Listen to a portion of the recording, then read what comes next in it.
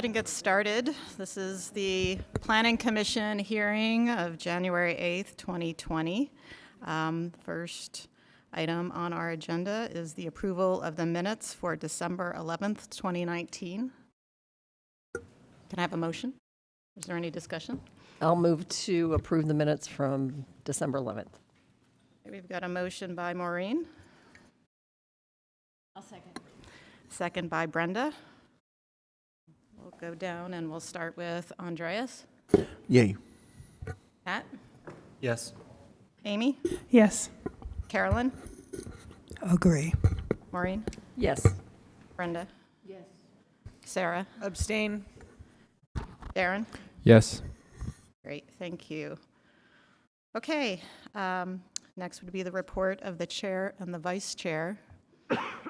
As the chair, all I can report is that Weston Clark resigned from the Planning Commission. He's now a city employee, so he is not able to serve with us any longer.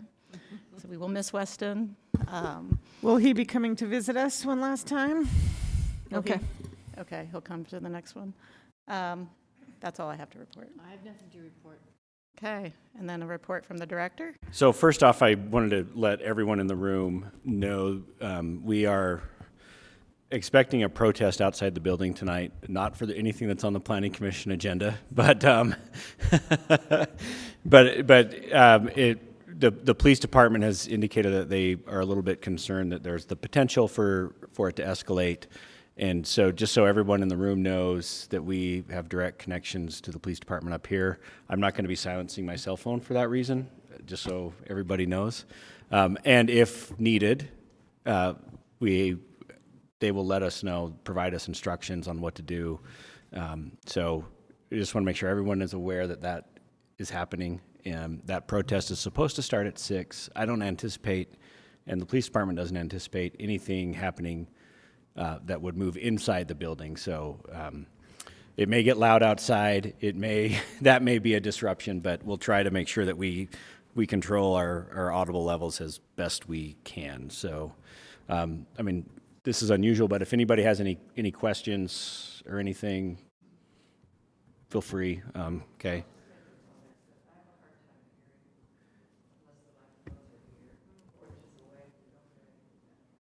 Okay. Great.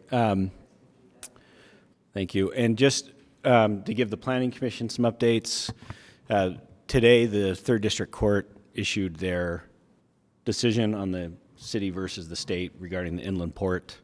And unfortunately, the court granted the state, what's the right term? Summary judgment, which we're evaluating our options as a city, and we'll go from there. So the other thing upcoming for the Planning Commission that you guys can be aware of, by city ordinance, we're required to do an annual report on ADUs. So that will be coming. We'll provide that to the Planning Commission and the public. Basically, what it's intended to do is to just understand the status of the ordinance, what we're seeing, what kinds of barriers there still are to creating ADUs, and that's it. It's not intended to necessarily trigger any kind of new action or anything like that. It's just an FYI. And then we'll also be providing our Planning Division annual report that we'll go over with you hopefully sometime in February. And I think the big takeaway, and as the Commission knows, we had our busiest year in terms of number of land use applications submitted to the city last year that we've ever had. Our workloads increased 15% over the prior year, which was our previous busy year. So, and the year before that was equally busy. And to put it into a little bit more perspective, our workload has increased by almost 50% from 2011. So, Wow. Give you any kind of idea about the development pressure that we're facing as a city and everything else. So, that's all I have. Any questions or anything for me? Any questions for Nick? No? All right, thank you. Thank you, Nick. Okay, we'll now move on to the public hearing portion. Just as a reminder, if you'd like to speak during one of the public hearings for any of the items on the agenda, it's helpful to us if you fill out one of these white cards, like this. They're right outside the door. You don't have to fill it out, but it just helps us manage the public hearing portion. And then just bring it up to the front, and they'll end up in front of me. And during the hearing on the item on which you wish to speak, I'll call your name, and you can come up, and you'll have 2 minutes to give us your comments. Community council representatives have 5 minutes to speak before us. Applicants have 10 minutes, just so everybody understands everyone's allotted time. And after the public hearing portion, then the commission will discuss the issue and make either, depending on the matter, a recommendation to the city council, or we'll make a decision on the item on the agenda. So given that, let's move on to the first item, which is conditional use for ADU at 2651 South Imperial Street, which is case number PLN PCM 2019-00999. And Lauren. Thank you. Good evening, Planning Commission. All right, so again, this is a conditional use request for an accessory dwelling unit to be constructed in the rear or northeast corner of the property at 2651 South Imperial Street. This property, as you see highlighted on the map, is located a couple blocks south of Sugar House Park and is zoned R1 7000 single-family residential, where ADUs are allowed with conditional use approval. Here is a view of the subject property facing east. The existing house on the property is 18 feet 9 inches tall, and the proposed ADU will be 11 feet 3 inches tall with a flat roof. And here is a closer view of the rear of the property where the ADU is proposed to be located. As you can see, the property is surrounded by other single-family homes. And then one last photo of the designated on-street parking space to accommodate the proposed ADU, which the code does allow in lieu of an off-street space. The proposed ADU will have a footprint of approximately 432 square feet and features a living room, bedroom, and bathroom all on one floor. It will sit 4 feet from the rear or east property line and 4 feet from the interior or north property line, as you can see circled in red on the site plan. And then finally, here are the building elevations. The structure will feature sliding glass doors on the west facade, which faces the home or interior of the property, and then a clear story window on the north facade and it also features western red cedar vertical wood siding. So these are black and white, but that will be wood siding. So overall, staff does feel that the ADU generally meets the conditional use standards and is recommending approval with the general conditions listed in the staff report. So please let me know if you have any questions. Thank you, Lauren. Any questions for Lauren? Is access to the ADU intended to be down the driveway or down the path that kind of goes around the side of the house? I believe down the driveway. Any other questions for Lauren? Do we have any, is the applicant here? The applicant is here, and she had some slides that she wanted to go through. Okay.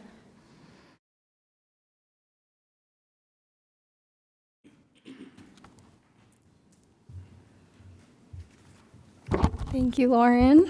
Hello again, everybody. My name is Andrea from Modal Living. I'm representing Scott and Kim Collette in their project for a request for an ADU at their property on 2651 South Imperial Street. I just had a couple pictures and renderings that I just wanted to show you guys since the elevations are black and white. They're pretty site-specific to what is going to be on Scott's property. So it is going to be a dark gray charcoal color painted on the western red cedar. So those are just a couple renderings of a backyard view from of the ADU in the backyard. And then This is a picture of the living room in the house. And we have a kitchen that is fully equipped with a dishwasher, refrigerator, freezer, garbage disposal, and an electric stove. And then here we have a couple pictures of the bathroom and some of the bedroom. And then just to get a little bit more site specific, you already seen the picture of his property with general area of where the unit will be. Here is a floor plan. And then we have our site plan and the elevations and sections. Just to get a little bit more information about the site specifications. The property is 9,583 square feet or 0.22 acres, and it has an existing single-family dwelling with a footprint of 1,233 square feet, which will not exceed more than 50% of the ADU size, which is 432 square feet. There is an existing garage in the rear yard that measures to 552 square feet and will have a distance of 10 feet 8 inches from the closest side of the ADU. The existing lot coverage is 19%, and with the ADU will be 23%. This will not exceed the 40% maximum building coverage allowed in the R1 7000 zone. The rear yard coverage is currently 13%, with the ADU 23%, and will not exceed the 50% rear yard coverage allowed for ADUs. As mentioned before, the maximum height of the home is 18 feet 9 inches and will not exceed the height of the ADU, 11 feet 3 inches. And the nearest property on an adjacent property, the closest primary dwelling on an adjacent property is approximately 41 feet 5.5 inches. The entrance for the proposed ADU is oriented towards the rear of the primary dwelling. The west elevation will have a 9-foot wide by 9-foot high glass sliding door and a 9-foot wide by 9-foot high glass sliding door as well to the bedroom. The south and east elevations have no windows, but the north elevation will have a 7-foot wide by 2-foot high clerestory window to allow for natural lighting. Also mentioned before, the on-site parking can be waived for the ADU occupant due to legal street parking space in front of the property.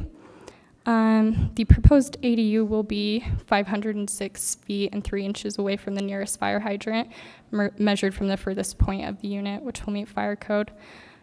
Sewer, power, and water service to the ADU will be connected to the existing primary dwelling's utility lines. A televised sewer lateral inspection was performed on the existing sewer line on September 30th, 2019. The city inspector found that the sewer lateral was in good condition and passed the inspection off to connect the new proposed sewer lateral to the ADU from the existing sewer lateral on the property. To install the unit, we will be craning it and dropping the unit into the rear yard. Speaking with the homeowner, the proposed use of the ADU is as a rental property, and the property owners intend to comply with all the applicable laws and ordinances. Any questions I can answer? Any questions from the commission? No? Okay. Thank you very much. Okay, we will now go to the public hearing for this matter, and I have a card here from Judy Short, and Judy, you're representing the Sugar House Community Council, is that correct?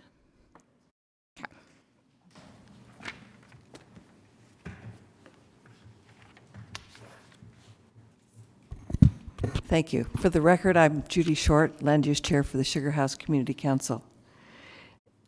We reviewed this project, and I have to say that it was difficult to review it because we didn't get all the wonderful drawings that we just saw here.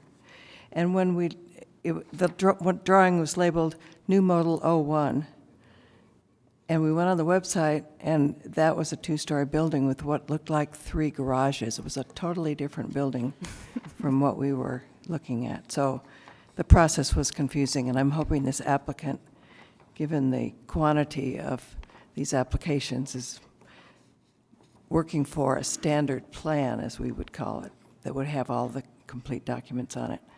I have some concerns. There's one parking spot on the street, and it makes sense when you take a picture at 10 o'clock in the morning and nobody's home. But I wonder what that street looks like at 7:30 at night when all the cars are back. I'd really rather the emphasis be from the planning staff that parking for these ADU would be somewhere on the parcel rather than always on the street.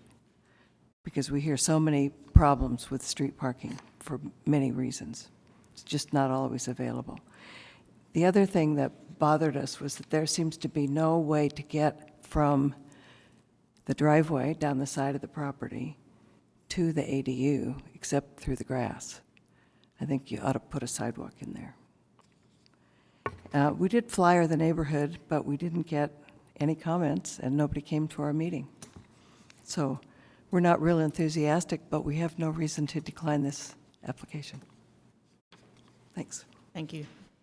Is there anybody else here in the audience who would like to speak on this item?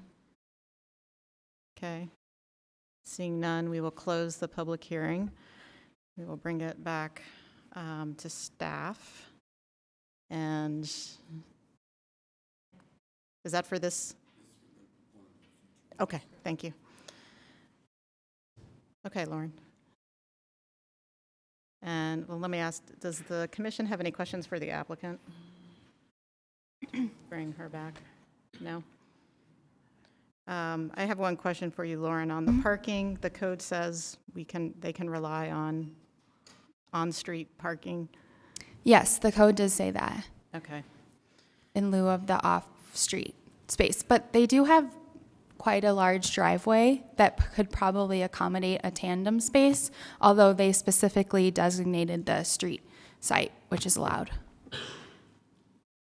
Okay. Any other comments for Lauren?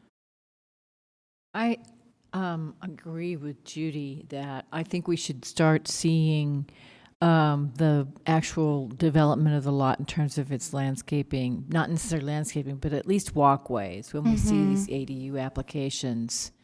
So just sort of putting that out there as a future sort of recommendation, because how you get in and get out and how it addresses that is, the street is kind of an important part of this approval. And on the same topic, the renderings that we see don't seem to match the site plans always. So I wonder if it's appropriate to show a rendering that might be of the correct building, but not of the site conditions, because it seems like as a commission, we're reviewing site conditions, not architecture in this case. Right. So if there are renderings shown, I think they should match the site conditions. And it seems like the last few that we've seen don't always do that. So I think that that's important. Okay. I too would like to comment. Those exactly the same sentiments I feel. I mean, I like the ADUs. They seem to be very workable, especially when there's a lot of high density in our area. But I think we should have a better rendering of what we're actually seeing on the sites, rather than just a very nice drawing of what we have. So Okay. yeah, thank you. Either that or rendering should not be shown, I think. If the rendering is the way to sell the project, it should be accurate to the site. Okay, any other comments or questions? Is anyone willing to make a motion? I'll make a motion. Thank you. Okay, based on the information in the staff report, the information presented, and the input received during the public hearing, I move that the Planning Commission approve petition PLN PCM 2019-00999 for the detached accessory dwelling unit conditional use with the conditions listed in the staff report. A motion by Sarah, I'll second. second by Brenda. Let's move down. Let's start with Darren. Yes. Sarah, Yes. Brenda? Yes. Maureen? Yes. Carolyn? Agree. Amy? Yes. Matt? Agree. Andreas? Yay. Okay, motion passes. Thank you all very much. So that's an inside joke, folks. Sorry. Yeah. Okay, moving on to the zoning map amendment at approximately 1172 East Chandler Drive, case number PLN PCM 2019-00795. And we have Mayara. Yep. Presenting.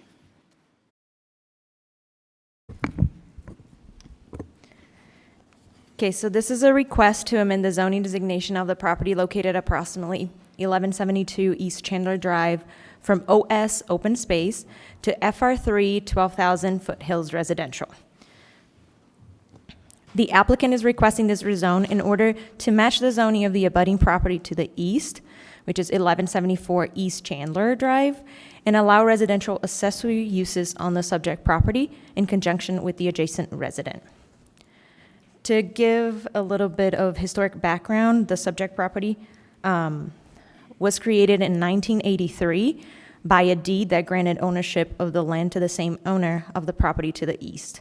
The home on 1174 East Chandler was built in 1978, and it is likely that the owner acquired the subject parcel with the intent of using it as an extension of his property.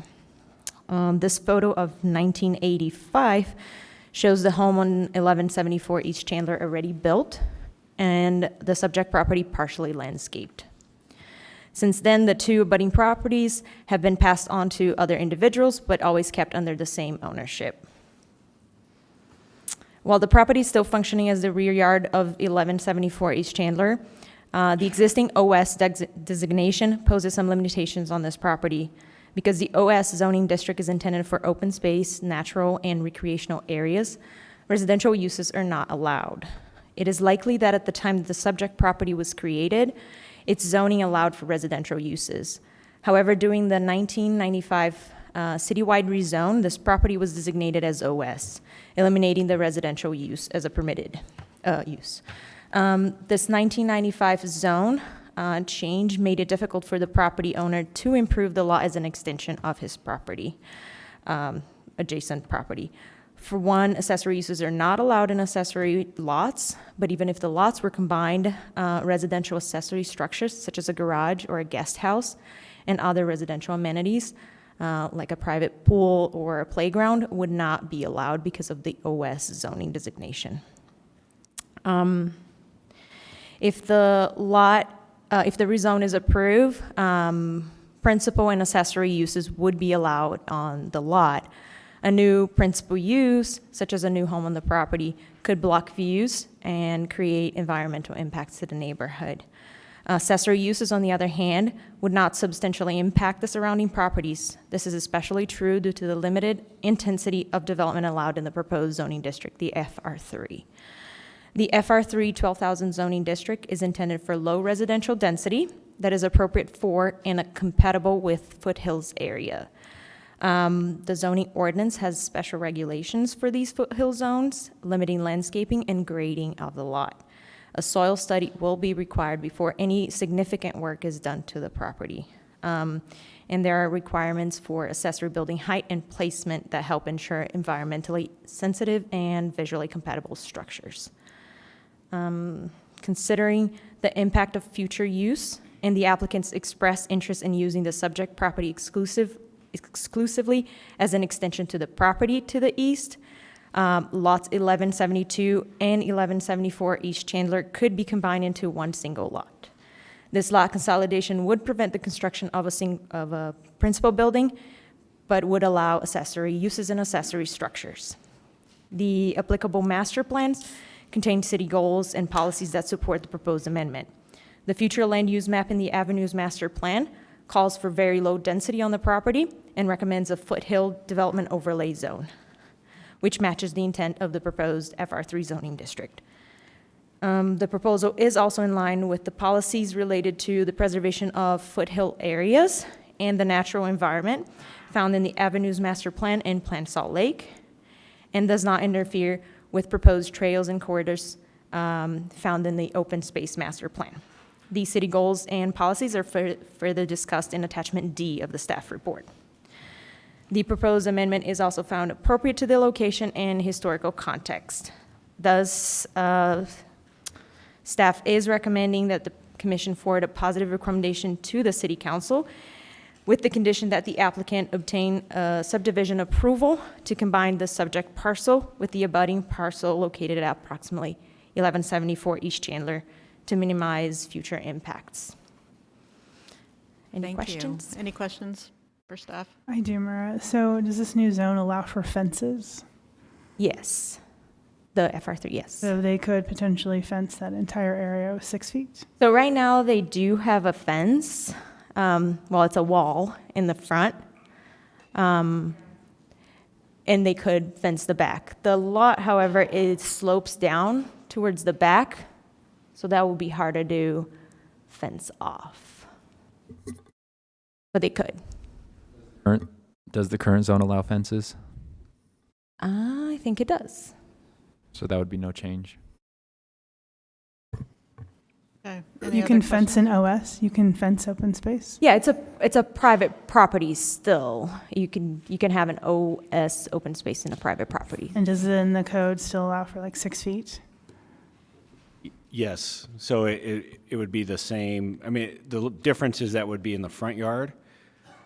And so that if there was any kind of a fence at 6 feet, it could be 4 feet at the property line. Once it gets back to the minimum setback, it can go up to 6 feet. So in the OS zone, that setback's 10 feet.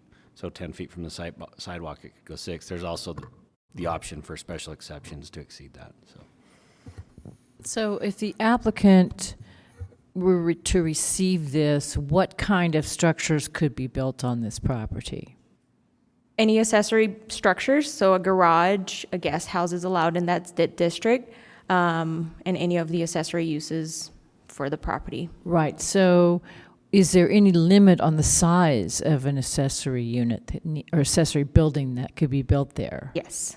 So there is a limitation on coverage and a limitation on size.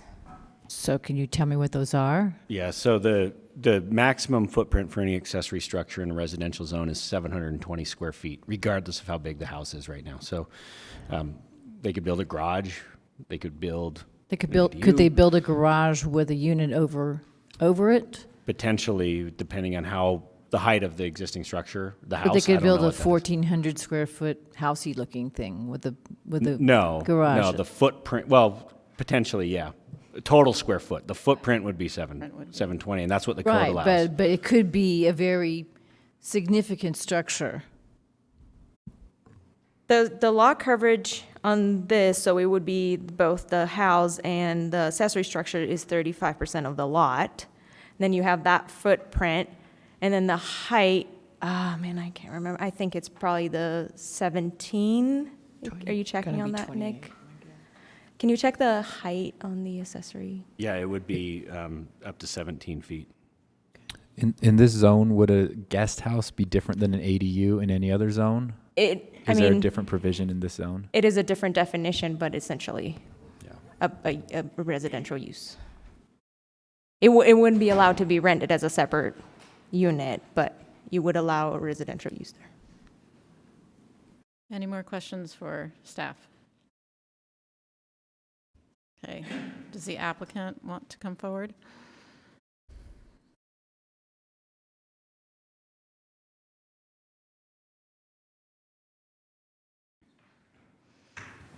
Madam Chair, members of the Planning Commission, my name is Bruce Beard. I'm counsel for Mr. Dahl on the project. I was the applicant because Mr. Dahl was out of the country, but Ben's here and he's more than willing to answer any questions. I would point out that this is not the first time that it has been discovered that the city zoned private property open space during the 1995 comprehensive rezone. For those of you who don't know, in 1995, actually, I was Paul at the time, the city attorney for land use. But not as good looking. That's nowhere near as handsome. And the entire city was rezoned. The zoning code was rewritten and the maps were done. And at least on one occasion that I'm aware of, private property was zoned open space. And the reason I'm aware of it is because it happened to be across the street from me. It was in the Wasatch Park area, and that whole area that's now that great park was actually privately, not the whole area, but a large part of it was privately zoned and was privately owned and accidentally zoned open space, and the city council, I actually was the one who's most impacted and said, you know, you shouldn't zone private property open space because the private property owners have a right to deal with their property, and the zoning should have been an accident. So when Ben came to me, we talked about it, and we had a great meeting with staff, and we agreed to not to try to seek a secondary residence, which frankly we possibly could under the rezoning if we needed to, but we decided to be very accommodating and limit it only to accessory uses and combine the lots.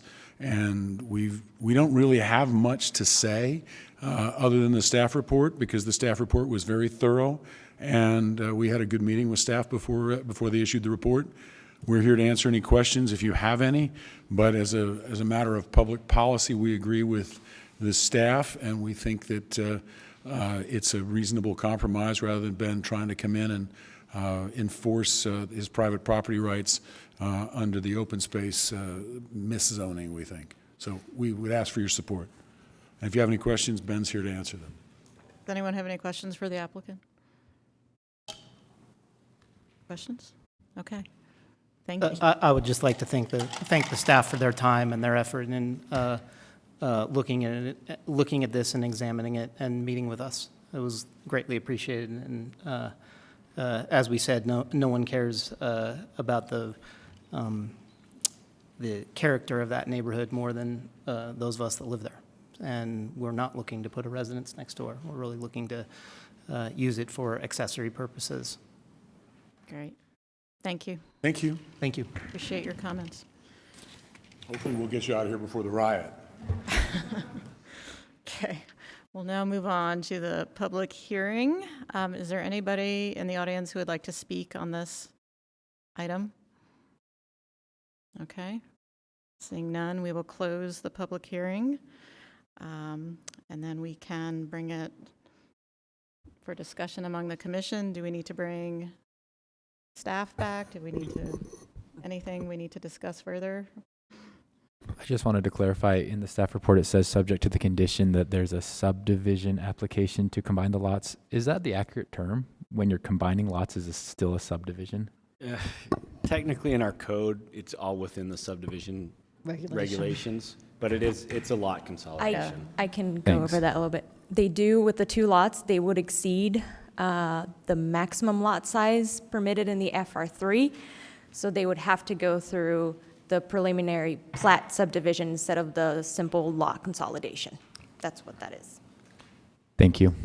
And then a question might be, is by combining the lots as well, would that allow for, rather than accessory development and a significantly larger development, like if they were to extend the house a bunch, make the primary residence much larger because now the lot is so much larger due to like setbacks or other things, you see what I'm saying?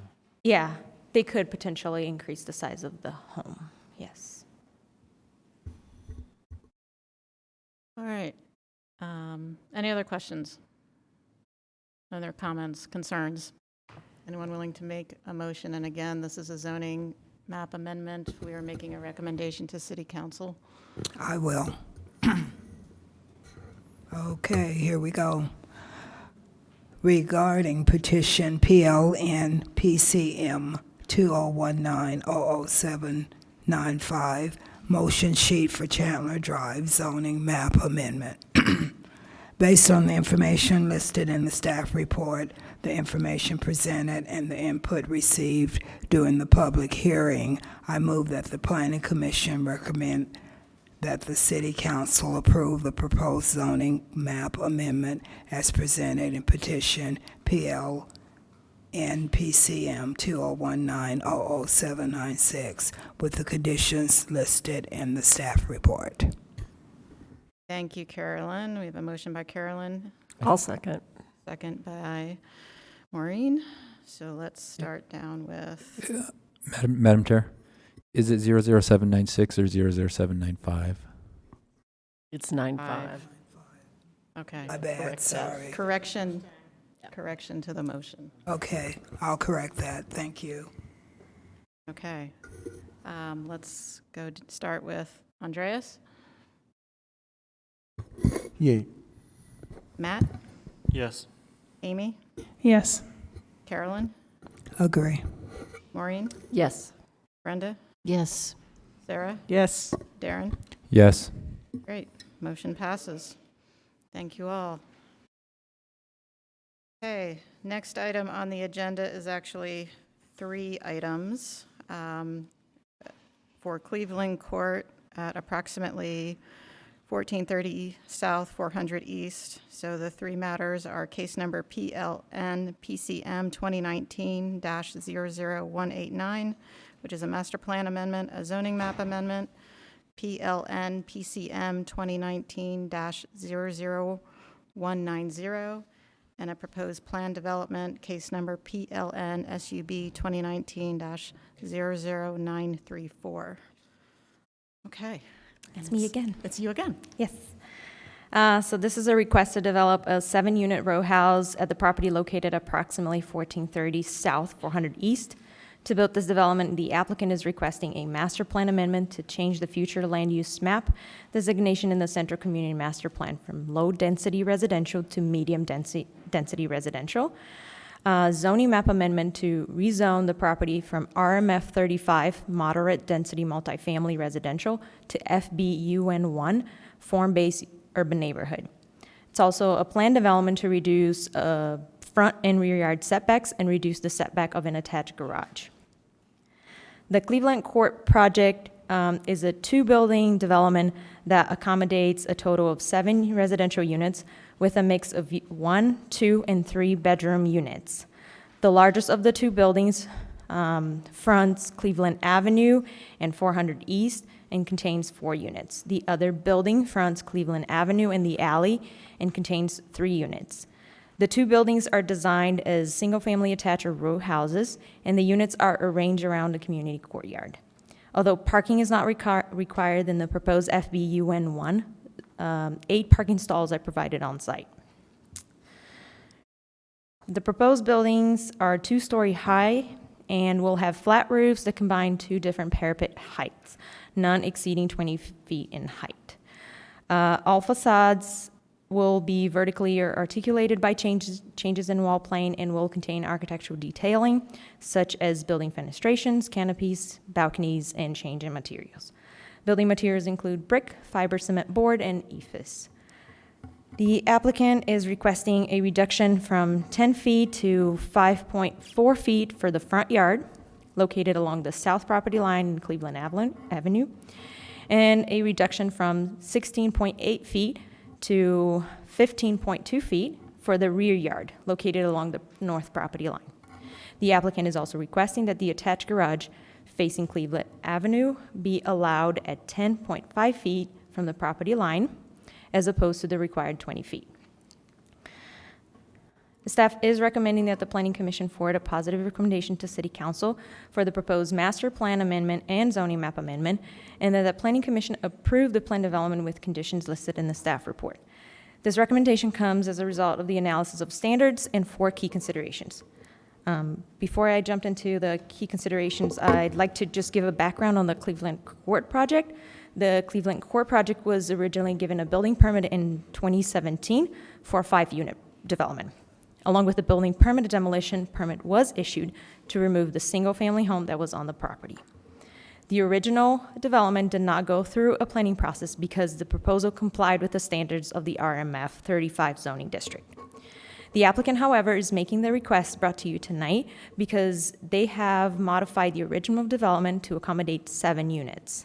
These additional 2 units were incorporated into a very similar building envelope, as shown on the screen, and facade designs by reducing the square footage of each individual unit.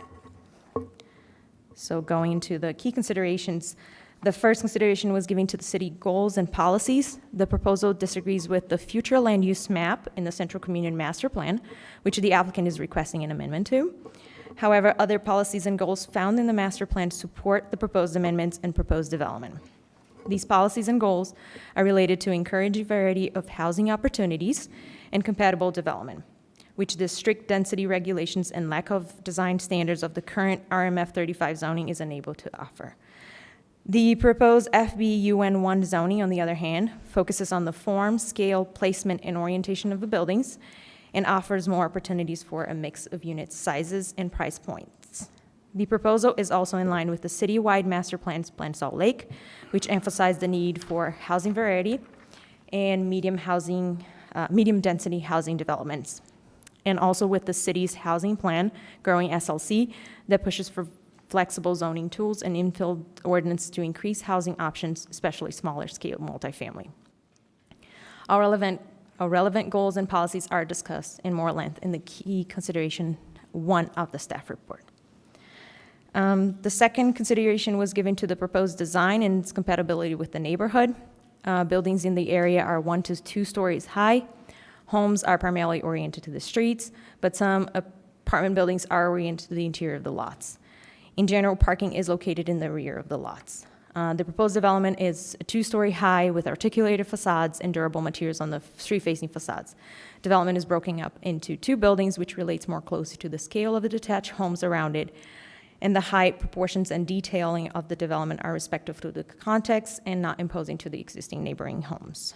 However, to reinforce the pedestrian scale of the building and relate more strongly to the porches of adjacent homes, staff recommends that the floor plans of the frontmost units on the south facade be rearranged so that the primary pedestrian entrances are facing the street rather than the courtyard, and that the 2 pedestrian entries on the east facade have entry features such as a porch or a stoop with canopy.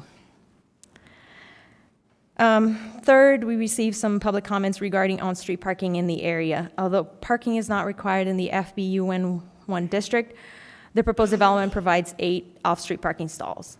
The 3-bedroom units have 2 stalls, and the 2-bedroom units will have 1 stall. The 1-bedroom unit does not have a dedicated parking stall on site.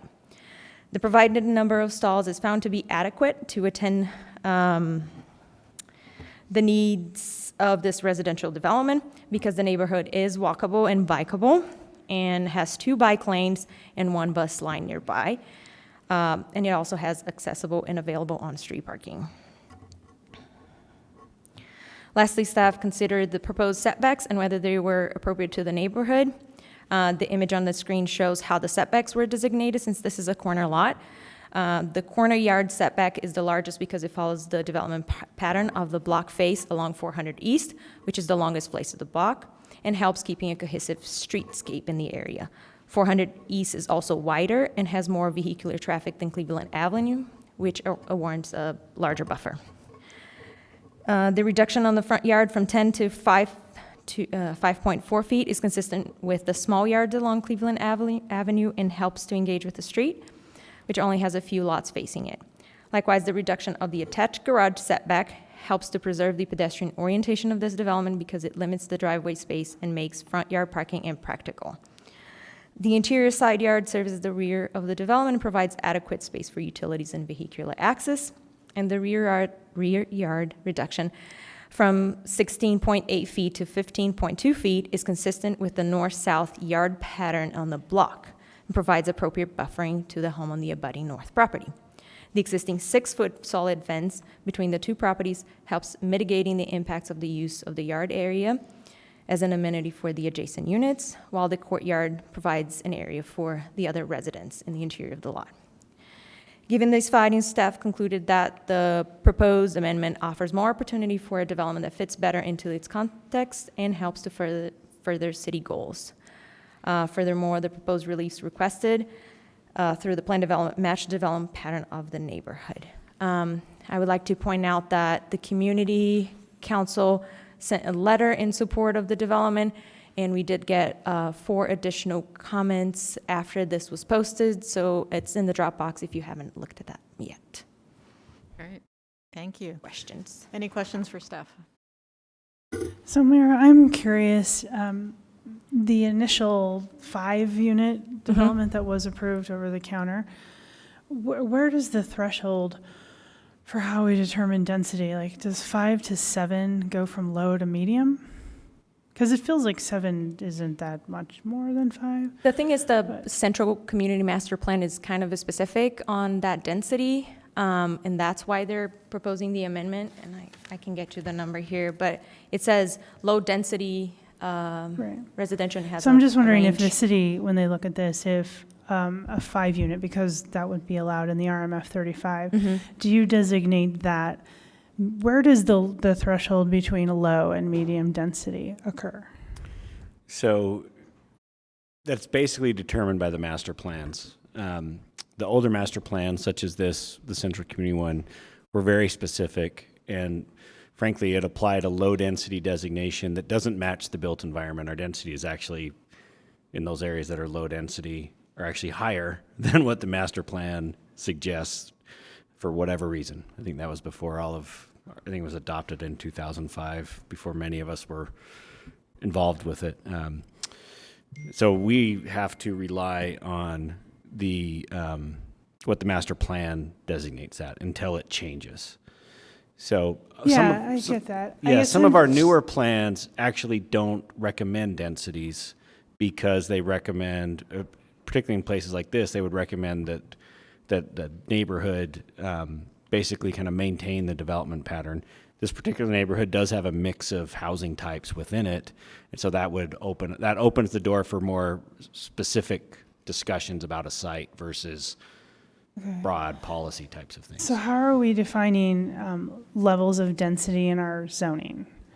Because RMF 35 is a lower density than RMF 45. Right. And So the RMF zones will actually say what they are. So the RMF 35 says that it is a medium density. So basically, the current zoning doesn't match the master plan either then? Correct. And the RMF 35 has a minimum lot area of how many units you can have. It's not based off that density. That makes sense. Okay. Any other questions for Myra? No? There's this block of like RMF 35, Liberty Wells. It's surrounded by kind of R1 5000, kind of on all sides. Yeah, correct. But it's not like a huge, I mean, is there any history on why there's not a huge, it seems like the neighborhood, it all kind of seems like a neighborhood, like driving through, you don't necessarily know it. You see some bits and pieces, but the zoning map clearly calls for a much different pocket here. Why is, when did that happen and why is that? I try to get into that, but it's kind of hard to track exactly what happened. I would imagine that got zoned RMF 35 because when they did the rezone, the 1995 rezone, they were trying to match what was there. And in this area, it does seem to have some multifamily, and I don't know why they decided to grab the whole area to do that. I don't know if that helps you. There's this pocket of higher density in the middle of a sea of R1 5000. Yeah, correct. Okay. Okay, any other questions for Myra? None? Is the applicant here? Yes. Okay.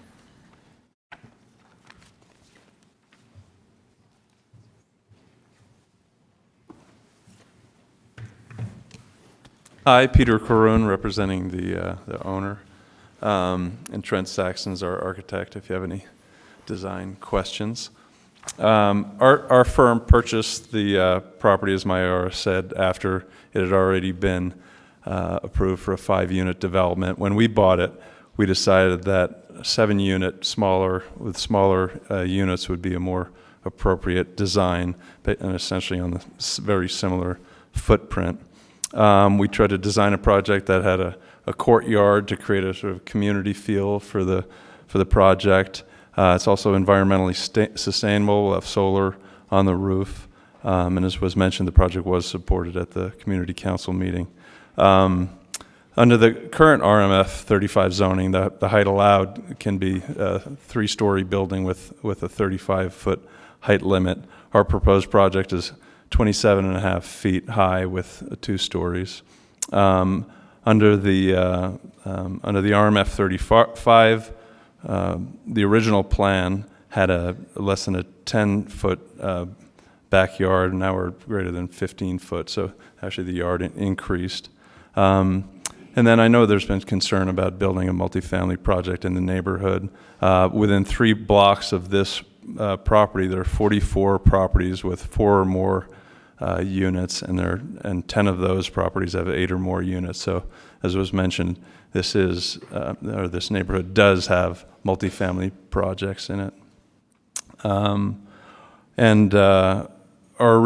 original project, if we had to price them, they would have been higher price units, and so we thought we want more diversity in the neighborhood. So we have 1, 2, and 3 bedroom projects. They'll have different price points, so we can have single people, couples, families. Also, the project's being built as condominiums, so they can be for sale units, which generally means you try to build them at a higher quality. Also, the form-based zone does have design requirements, which the RMF zone doesn't have, so it forces you to build a nicer project with nicer facades. I know parking has also been an issue with some of the neighbors. It will have eight garages. With the driveways, you could fit probably another 4 to 8 cars if you wanted. We're also willing to add another spot if that's a concern for the neighborhood, to add one more off-site parking, although it would be uncovered. So the Planning Commission also made some recommendations to the approval.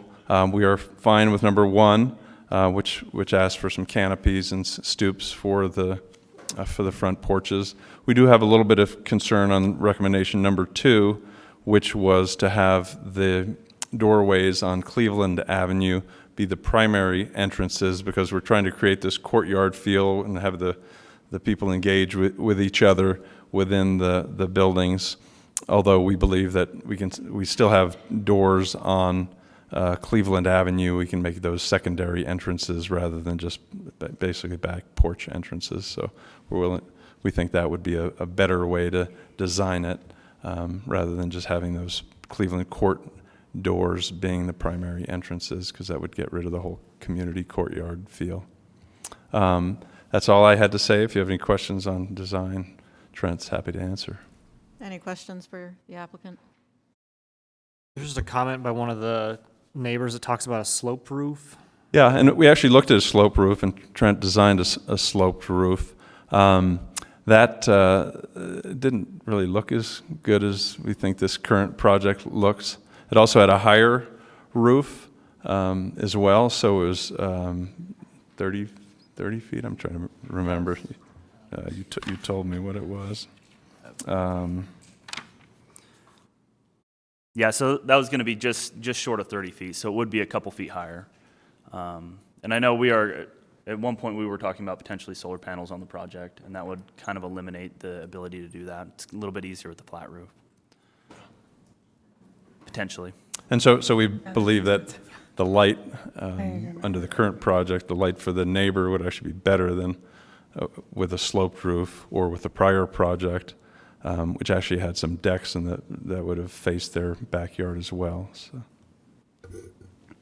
So on those doors to Cleveland Avenue, one of the things, at least to not make them look like a back door, to have some sort of entrance features, whether it be a light and a little portico or whatnot, would be something that gives it that interactive feel. Whether or not then they still go to the courtyard to interact with each other is great. Sure. But We're happy to do that. Yeah, and we do currently have a canopy over those doors, and so it does kind of give that feel of an entrance. But you're right, the sliding glass door does kind of make it feel not like the main entrance. So we would probably need to look at a different type of door that's a big style. focus of how we're interacting with streets, and you've got Cleveland and Fourth that you need to be aware of that on.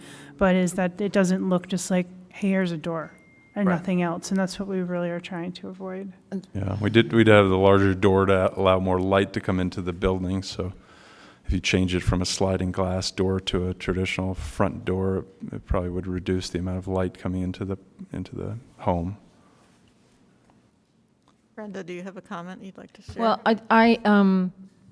I completely agree with the applicant that actually the front door of the units should be within the courtyard, because otherwise that is the place where people will go in and come out and the neighborhood will go and come out, and people will, and so I would even not have an entrance on the Cleveland Street side at all, because it just kind of begs the question of where's the front door, which is, if you, at any point in time, if you have a door that sort of thinks it's a front door and it's not a front door, it's a very confusing thing for visitors, and Halloween trick-or-treaters and everybody else. And I think it's a common building pattern to have a courtyard that has all of these entrances into it, and it does help to create that as a specific sense of place. So, so I would not be in favor of changing this so that there would be a kind of, out of left field front door on Cleveland. This ends up being a corner lot, so already we're on that means we're taking front doors off of 2 streets. I don't know if that's, as a commission, we've been really trying to push these doors. So talk to me about that. I think you have to recognize that this is a different typology than a different building type than the kinds of things that we've been talking about. It actually creates its own sort of space that is what we call semi-private. So you go from a public space to actually more of a semi-public space, and therefore people are more willing to spend their time in that space. It's just like the front porch is your semi-public space. This is the front porch of all of those units. All of them. And so it becomes everybody sitting on their front porch, enjoying each other's company, whereas with you have scattered doors around the outside, that conflicts with creating this kind of space on the internal courtyard of the building. Well, again, I appreciate that, so thank you for that. But can we talk then, again, I don't have the experience you do, but are there, for pedestrians going along both sides, are there things we can do so there's more engagement for pedestrians? Or do you feel like the renderings are giving that kind of engagement? I think that makes it very tough. The problem, one of the problems is that there's streets on all 3 sides of this thing. So it becomes, where do you even have a back door? You don't even have a place to come in and out. So I think all of these things are going to be a compromise one way or the other. Okay, any other comments on this topic or any other topic for the applicant? Did you, kind of on this conversation, because we've talked a lot about access to the street and how it feels from pedestrian side. Did you talk about doing, it's kind of weird, 'cause you have an interesting property because it's a corner lot. Anything off of like 4th East that made 4th East feel like the front? And because if you're having the fences and the doors that kind of come out, that kind of feels like you're just walking down the side, which is a side yard. Yeah, we do have one entrance off of 4th East, and then we do have one garage side there. So there is an entrance, so there will be an entry door coming off of there. So it will feel like an entrance. You'll be able to see that. Front, right, okay. Yeah, it'll look a little bit more like a front, but the main entrance will be around in the courtyard. Because the other ones we've had a lot of issues with are ones that are like interior of the block, and that they put the entrances facing into the block, but this is on a corner, and so you do have like 4th East could be perceived as a front as much as the on-off. But then is it enough that it's just an entrance in one unit instead of the 3? Right. So if you do look at the top elevation there, we do have one main entrance there in the middle, and then we do have a secondary door there, but that does go into the garage. But it does give a feel that could potentially be an entrance, but it isn't to a garage.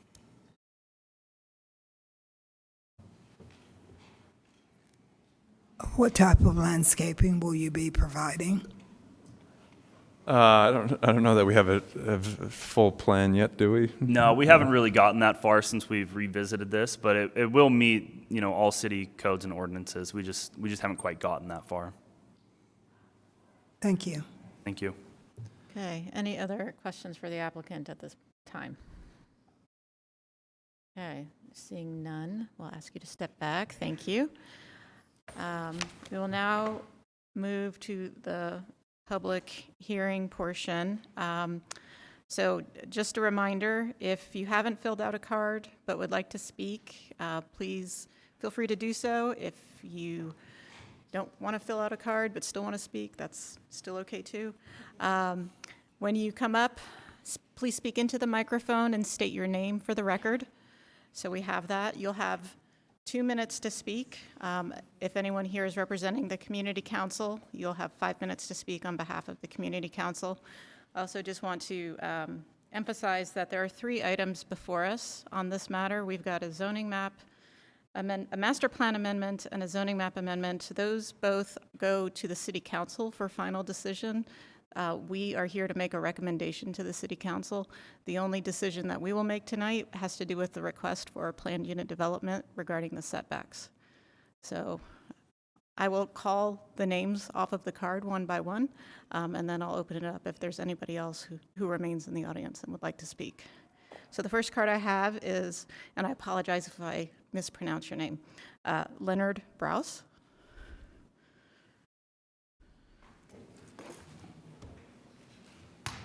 Good evening. Thank you. I would like to first Please of state all, your name for the record. my name is Leonard Browse. Thank you.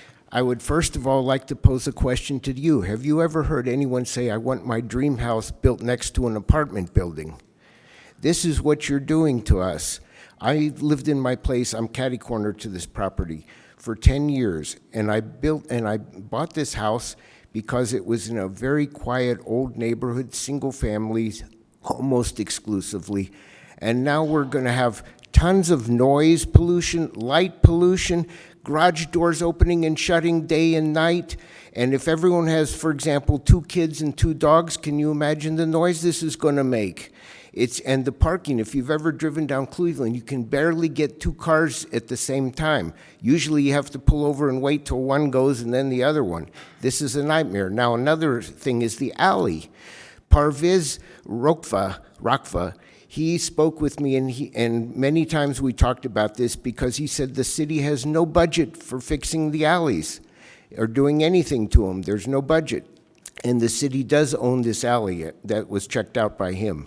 And I managed to get him to fill a few potholes a couple years ago, and he had to use used asphalt because he said the city has no budget for new asphalt. And they should not be allowed to have people coming in and out of this alley. There should be a fence there if they have to build this thing at all. I think the zoning should be for single families, which is what was there in the first place. And that's why we all live in our neighborhood, because it's a quiet, nice place, and this is going to destroy it. So you're lining the pockets of these people who own this place, and you're taking from us because it devalues our desirability and the property values of our neighborhood. And so to line these pockets, you're ruining our neighborhood. This is not the way to make a great neighborhood. And especially 1 block over, you can't build apartment buildings like this. Why? Because we're not far enough east that you can treat us like this? I am totally against this thing. Great, okay. So thank you very much. Thank you. I appreciate your comments. And I apologize. Is there anyone here from the community council who would like to speak first? Pardon? Okay, so no, they're meeting now. Okay. Then we will continue. The next card is Don Kimball.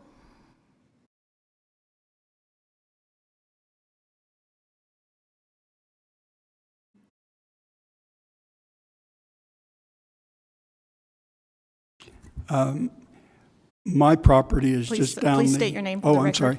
I'm Don Kimball.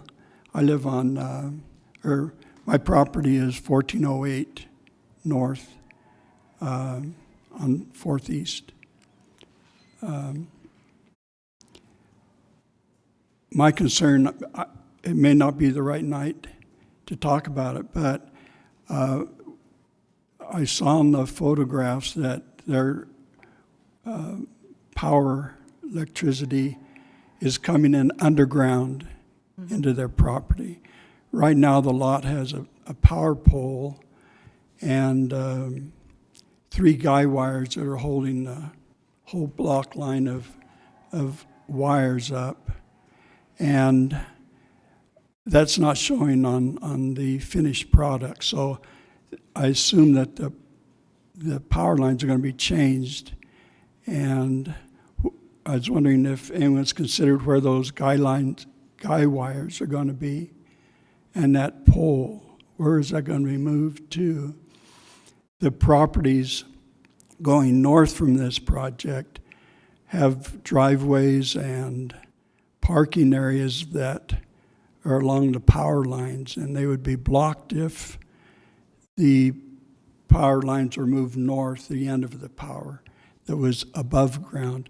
Has anyone considered that? Someone mentioned that maybe this property was going to cause all of the power lines to go underground for the whole block. I kind of doubt that. I don't want those guy wires in our parking lot because we have a dumpster back there, and the truck wouldn't be able to get around the guy wires to pick up our garbage. So has anyone considered that problem that is being faced by thus? That property there at the corner was probably valued less because of that power pole right there on the alleyway and those guy wires that cover about 40 feet. Understood. You We'll ask the understand applicant when at the end of the public hearing, we will ask the applicant that question. Okay, thank you. That's my main concern. Okay, right thank you. Okay, the next card I have is for Ben Peterson. Good evening. My name is Ben Peterson. I live on 372 Cleveland Avenue, right across from the property. I would first say that our street is maybe 23 feet wide. And I would echo past comments that you cannot get two cars down the street at the same time if there are people parked on that street. Now, add on to that, family gatherings, parties, things that people have in a community. That's going to make it next to impossible to get down Cleveland Avenue. I would also ask Ms. Shear, the whole community, that whole neighborhood is a community. Facing the doors inward to create their own private space, that alienates the rest of the community, and that's not why we live there. We live in that community because we are a community of neighbors. We are friends. We would like to be part of this community. We don't want this built. In our opinion, this street cannot sustain this. And if you are to build this, then to face all of the entrances inside would alienate two streets. It would alienate 4th East and it would alienate Cleveland Avenue. And we are part of that community. And if you're going to put something like this in our community, they should be part of our community, not the other way around. Thank you. Thank you. The next card is Zachary. Ooh. Yes. Okay, Dussault. Thank you. Hi, my name is Zachary Dussault, and I just want to speak in support of this application. Correct me if I'm wrong, but the only thing we're approving is an extra 2 units. The current zoning allows for 5, correct? We will confirm after the public Okay. hearing portion. Well, assuming that's correct, that's 2 additional families that can afford to own a home in our city. That's two housing units that can help solve this housing crisis that the city currently faces. The issues with parking, I think they've got 8 parking spots off the street for 7 units. If that's not enough, I don't know what will be. I don't know if they need their own parking deck or what. But yep, just supporting this good and I think smart development. And that's it. Thanks. Great, thank you. I have a card for George Chapman.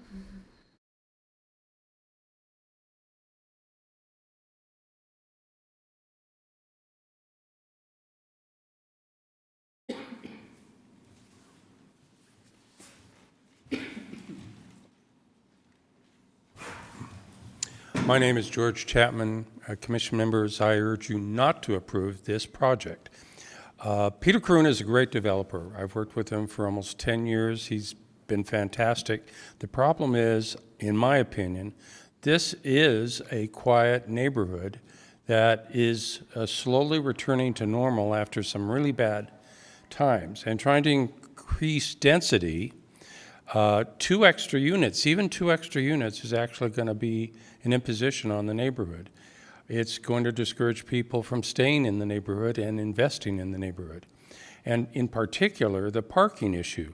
The next agenda item has a report that says the average multifamily residential development has about 1.6 parking stalls per unit. This doesn't even have that. And that's important because even though the adjacent neighbors, no one owns the street parking, this is going to be imposing more parking on the residents in that area. That discourages long-term investment in the area. That's wrong. In addition, the most important thing, even though it's on the next agenda item, the FB-UN1 zoning is specifically tailored by this city to apply directly next to rail transit stations. So this is a misuse of the zoning that was supposed to be for transit stations, right next to transit stations, Jefferson Street on 9th South and Sugar House. That's it. It wasn't supposed to be used anyplace else. So I urge you not to approve this project because of the parking issue, because of the increase in density in a stable neighborhood. We're trying to protect the character of that neighborhood, and because of the parking issues, which negatively impact adjacent neighbors. Thank you for listening. Thank you. Josh Newton?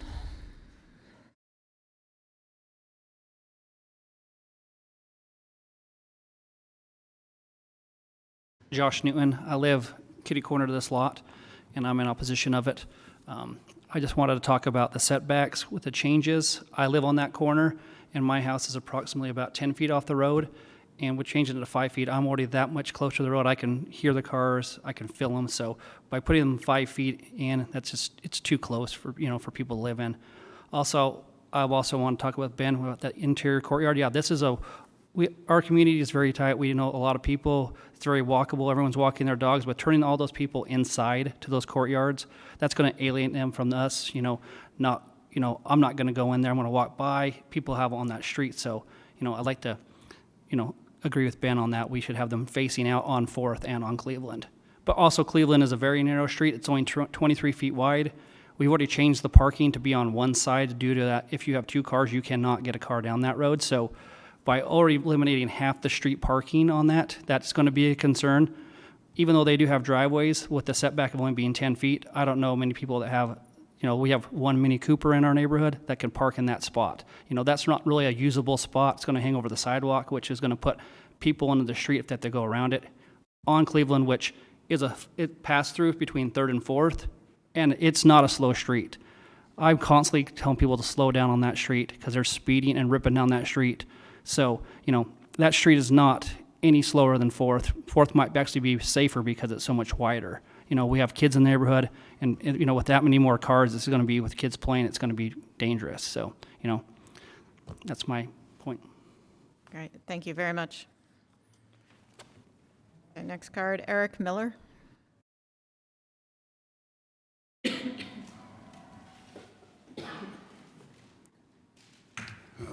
Thank you for letting me speak. I'm Eric Miller. I live on about halfway down the block north of there. One of my concerns is how many bedrooms are there, because we have a 4-unit just between me and them. They had 11 cars parked between the 4 on the street and the 7 in back, with 1 empty space when I walked by the other night. There were 10 the other day when I walked by that were associated with the same building. So, if they add 2 units, how many bedrooms is that? So that could be a car for every bedroom. So the parking, like everybody else says, on Cleveland, there's basically no parking. It's very difficult for me to drive my vehicle in and out, up and down the street because I have a big truck. So the parking is absolutely a very critical issue because there is no parking there. Another issue is going to be snow removal. With the 5-foot setback, there's no place to put the snow on the south side of the street, and them being on the north, there's going to be issues with them clearing their driveways, the little ports, you know, the things out the side there. If they put any kind of fence up that isn't, you can't shove the snow through, there's going to be nowhere to put snow. It's going to be hard for me to get out the alley because of the limited the setbacks. You already can't see going in and out of there, so when people are driving up and down, you can't see. That's another issue. There's a lot of issues. I don't have enough time to speak. I believe it's Andrew and Adrian who are next to the building.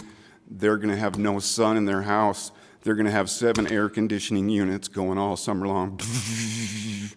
And like everybody else says, it's a quiet neighborhood. You put that giant 20-foot wall 5 feet from Cleveland, which is a very narrow street, sun blasting on there, it's gonna, bad idea. Don't do it. Thank you very much. The next card is Jason Robichaud.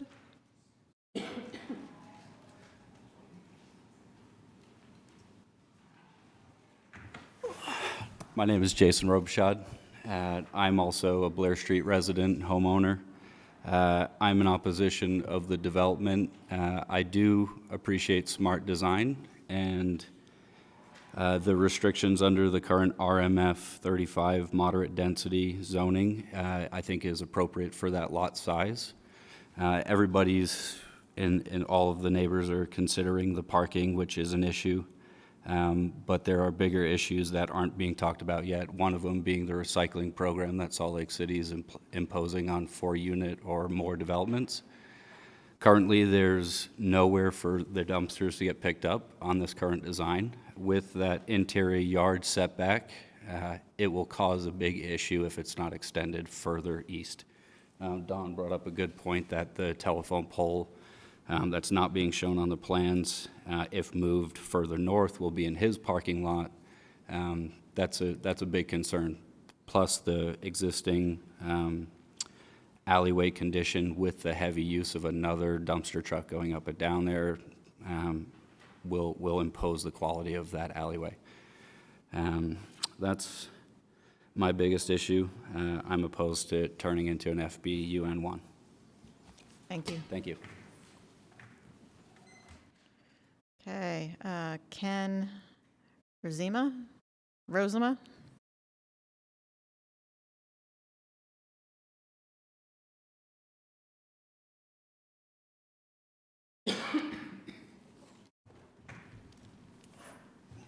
My name's Ken Rosema. I live on 4th East. My wife and I moved in there 10 years ago. I think everyone on this board and everyone in the city council should go down and look at Cleveland Street. It is a pinch.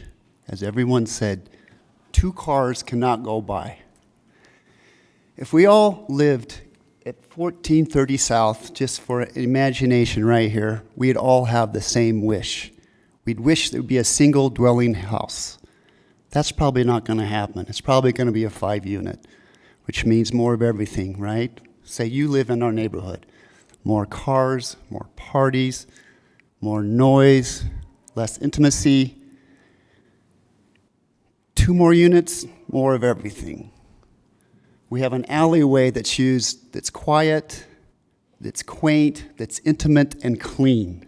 What's going to happen to that alleyway when, how many more cars are there with 7 units? 20 cars a day racing down that alleyway? I don't know. They probably will. We have children, we have cats, we have dogs. I'm not sure if there's much we can do about it, but from perspective to perspective, if this was your neighborhood, and you could not stop a 5-unit, but you are changing it. is low density on this card. 7 units is medium density. At least keep it low density, 5 units, so we have a little bit less of everything in our quiet neighborhood. Thank you. Thank you very much. Okay, and I have a card from Matthew Bainsmith, but I'm not sure if you wish to speak or not. Okay.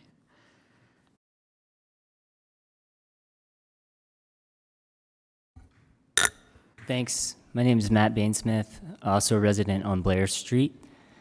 I want to echo a lot of the concerns that have already been brought up, but the first one I'd like to highlight is the inward-facing nature of the project. I don't think it fits with the character of the neighborhood. We would like to see it face outward towards the greater community. And also, the way the garages are designed doesn't fit with the character of the neighborhood as well. Most of the parking is in the side or rear yard in this neighborhood, even in a lot of the existing multifamily dwellings that were given as examples. So this design of having the parking directly on the street is very different than the character of what's already in the neighborhood.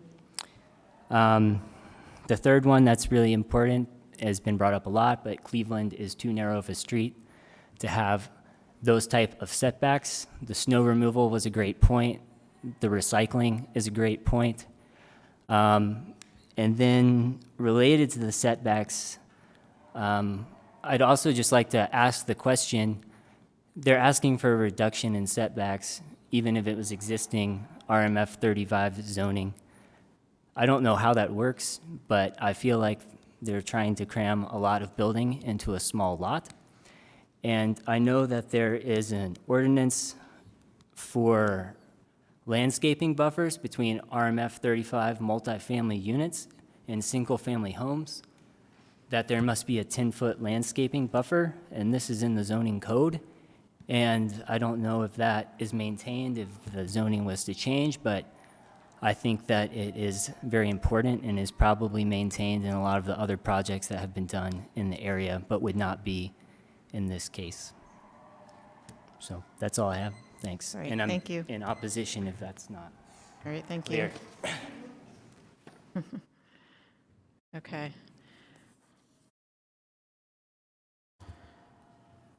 Okay, I have a few cards from individuals who don't wish to speak but wanted to submit comments. So I will read them. One is from Danielle Bainsmith. She's opposed as a resident since 2013. This is bad for single-family residents. It will increase congestion in the small neighborhood street. It will also create parking problems on narrow streets and nearby alleys. Other nearby developments have been changing single-family residents to MFR. Enough is enough. It is taking away from the neighborhood character. I agree with the master plan to keep it as low-density residential and just RMF 35, not FBUN1. Then there's a card from Paul Corrigan.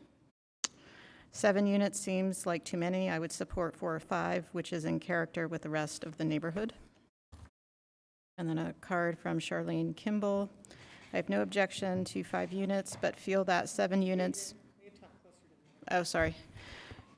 I have no objection to 5 units, but feel that 7 units would overcrowd this neighborhood, narrow street and alleyway, make auto traffic problems. And then we did just get one more card. Amanda Rupke.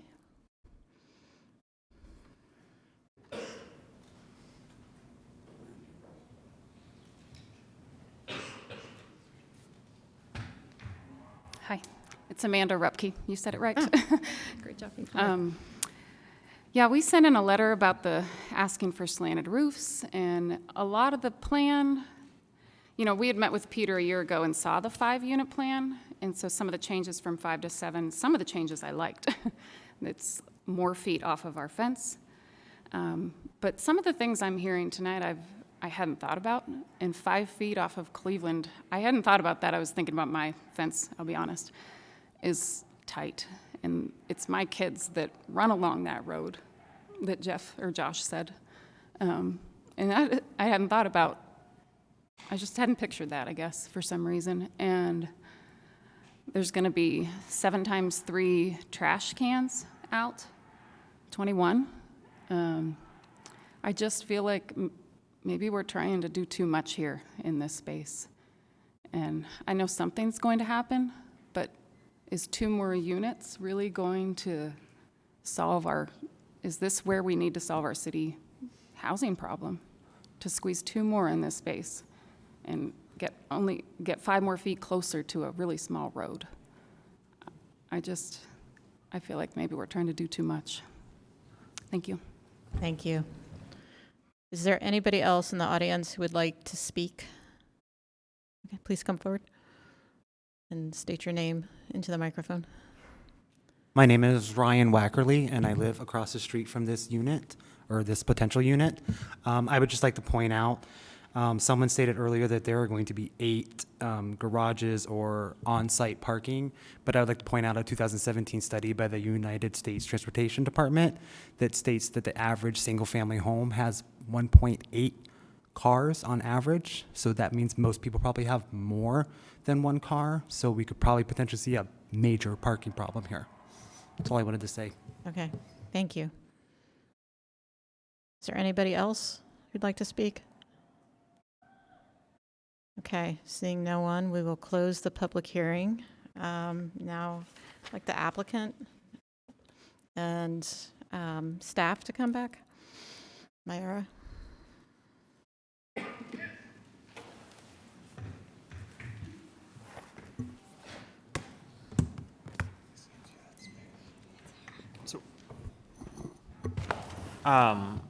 A question for staff. Yep. So that block of Cleveland and looking around, and then part of, no, just that block of Cleveland. It's like the only area in the whole neighborhood where the sidewalk does not have a park strip. Why is that? Like, and does that matter? Like, no other every other street in that whole area, and this is just a Google Earth look, has a park strip, but that one does not. Well, the public hearing is closed. I don't know the answer to that. I would guess that the comment you heard from the audience is probably pretty close to being accurate. There are these unusual blocks similar to this particular one on Cleveland in the city that generally were kind of leftover pieces and were developed after the neighborhood around them. And sometimes it just kind of happened. And when the width that was there was probably already platted, and so we were just kind of left with what we have. And if we put park strips in, then the street basically doesn't become a street at all. So it's unusual, but it also happens throughout the city in these older neighborhoods.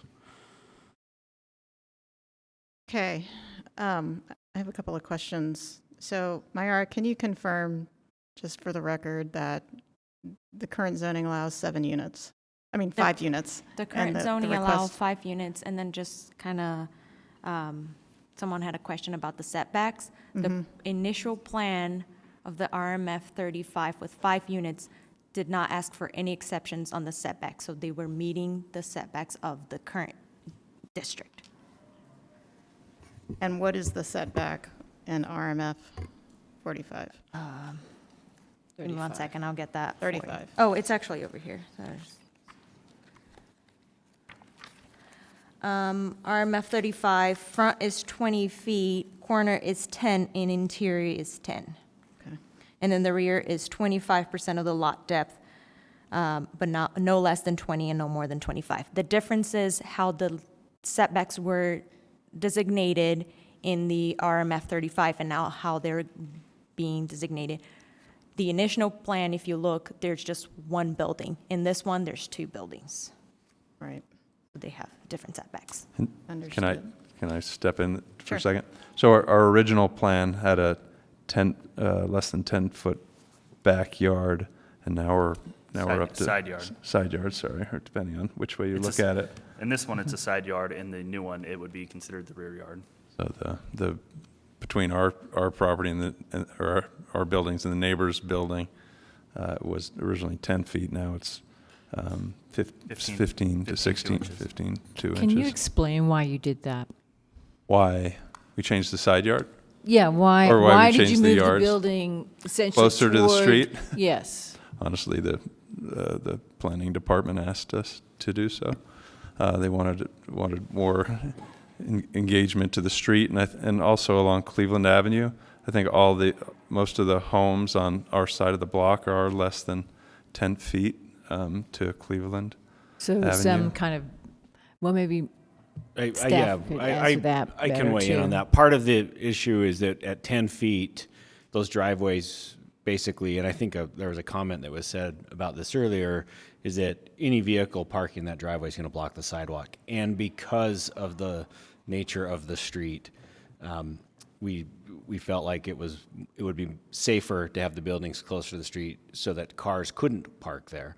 Doesn't mean they won't still, but when it's 10 feet, you'd get some smaller cars that would still overhang the sidewalk and force anyone who's walking out into the street. And that So was our you're making the primary- driveway shorter by Yes. bringing the building up, and therefore, with a shorter driveway, you won't have cars parking over the sidewalk. Because they won't park there. Like I said, I still think that it could potentially happen. But when the driveway is longer, but not quite long enough, For the a normal car. parking stall is about 20 feet in depth. And so if it's not going to, when it's between like close to 10 feet but not quite 20, cars, where that happens in the city, cars are always, not always, but typically crossing the sidewalk. So we want to try to avoid that in this situation. And because they were going through a planned development, we felt pushing the building further to the south helped address that problem and also maintained a bigger separation from the next door neighbor to the north. And I'm happy to answer some of the issues that came up too, if you'd like. Sure, if you wanna run So through. we do have a recycling dumpster Okay. for the project. Also, we are burying the power lines along the alley, and we've working with Rocky Mountain Power, so that there are no guy wires blocking any drive accesses. And I think a lot of the issues brought up are going to be issues under the current zoning and the project that was previously designed.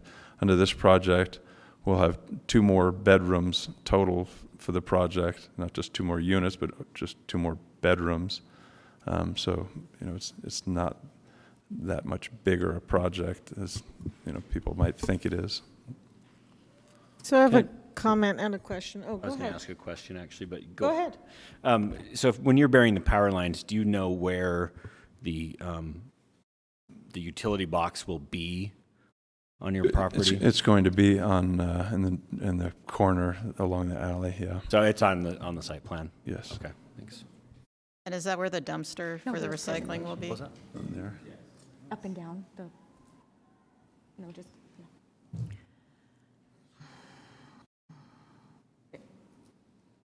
Right there. So in that. So it's in this corner. Yeah. Kind of the top left corner there. It's kind of cut off, but that's where the transformer's going. That's where the And is that where the dumpster dumpster is is as well. in that There's a corner? dumpster and transformer right there in that corner. Okay. So they'll use the existing alley to access the dumpster? And so this tall pole that they're talking about with the guy wires, what happens to that?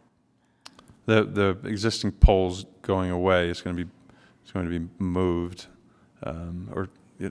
they haven't quite figured it out yet. But we're burying the power line from the other side of Cleveland Avenue up through the alley.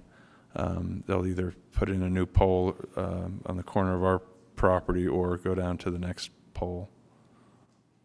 So it could affect the property owners along the alley.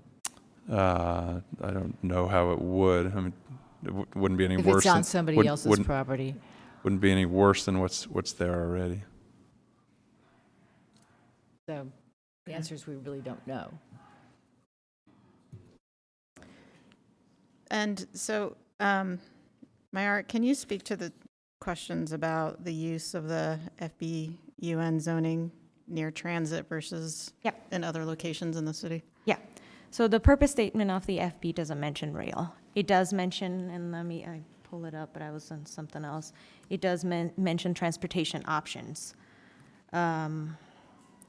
So it says, the purpose of the form-based district is to create urban neighborhoods that provide the following, and there's a bunch, and number 4 is transportation options.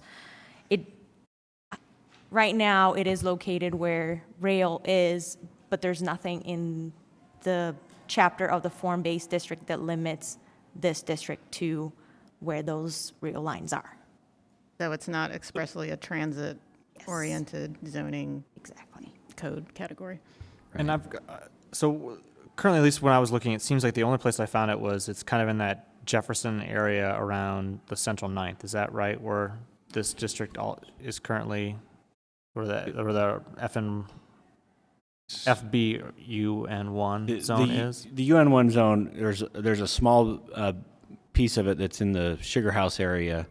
There's also a small piece next to Jordan Park on 900 West.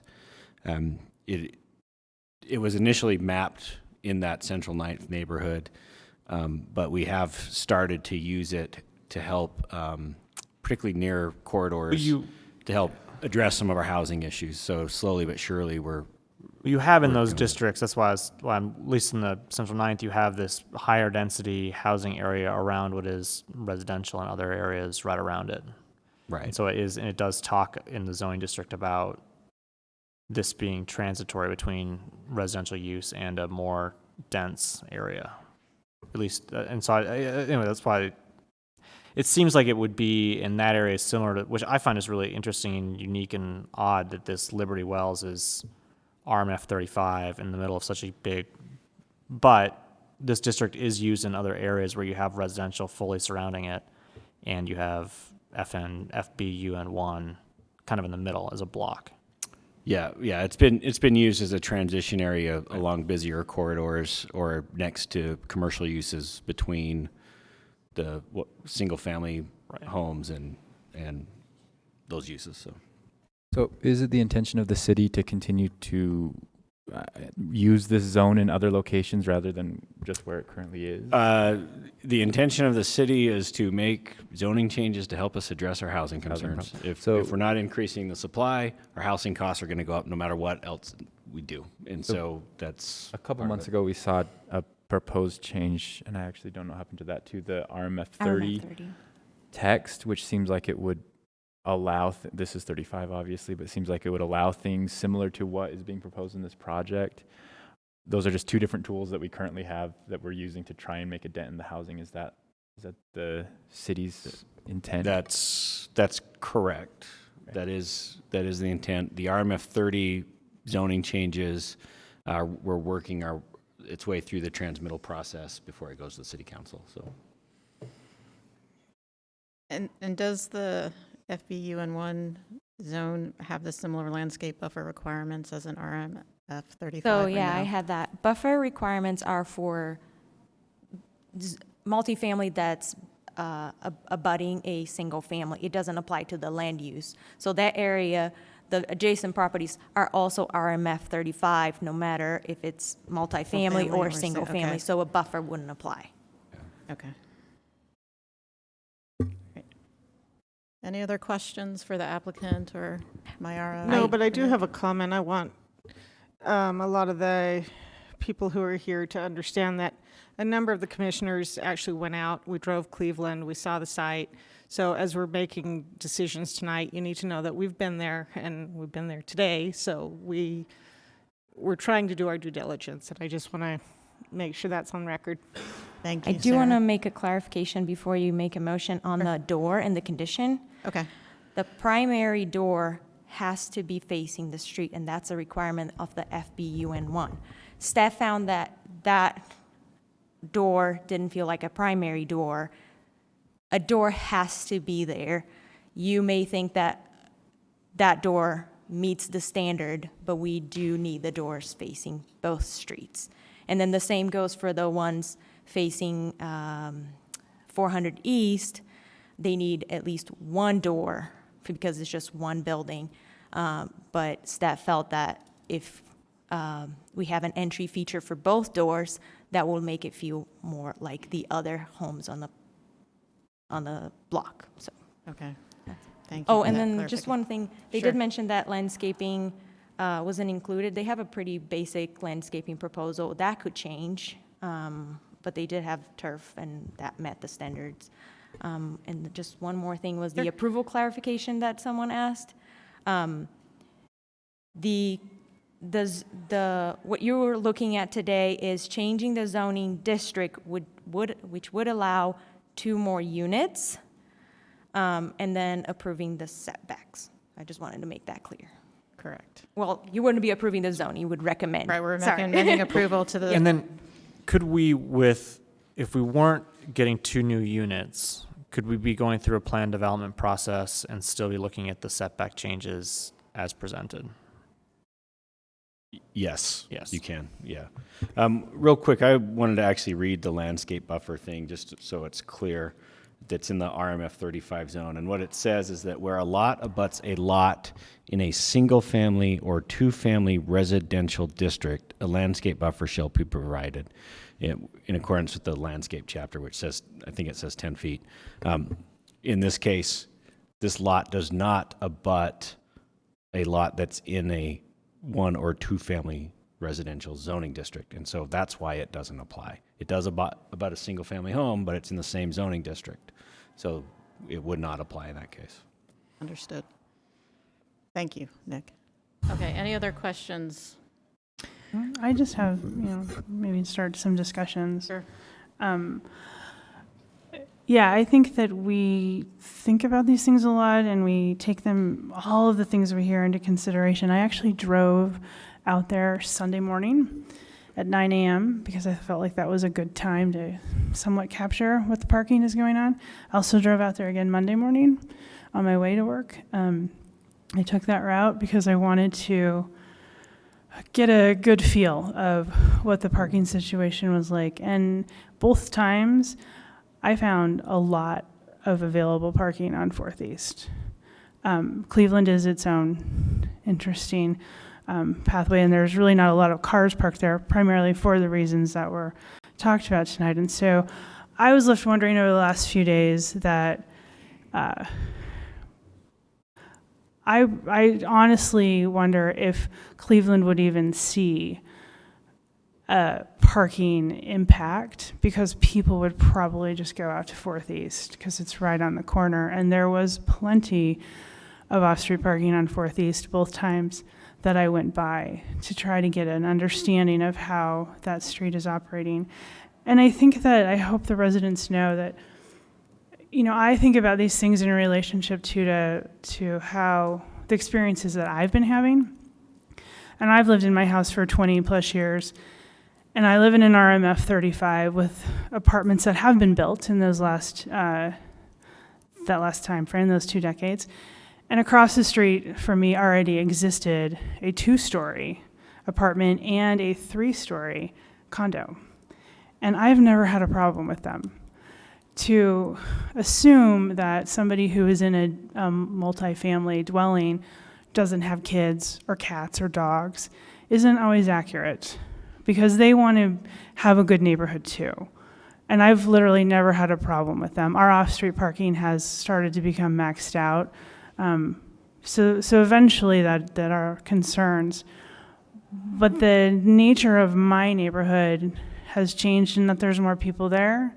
I interact with more people. They walk on my street more. I see them walking their dogs. I kind of get to know them. And I don't have problems with noise.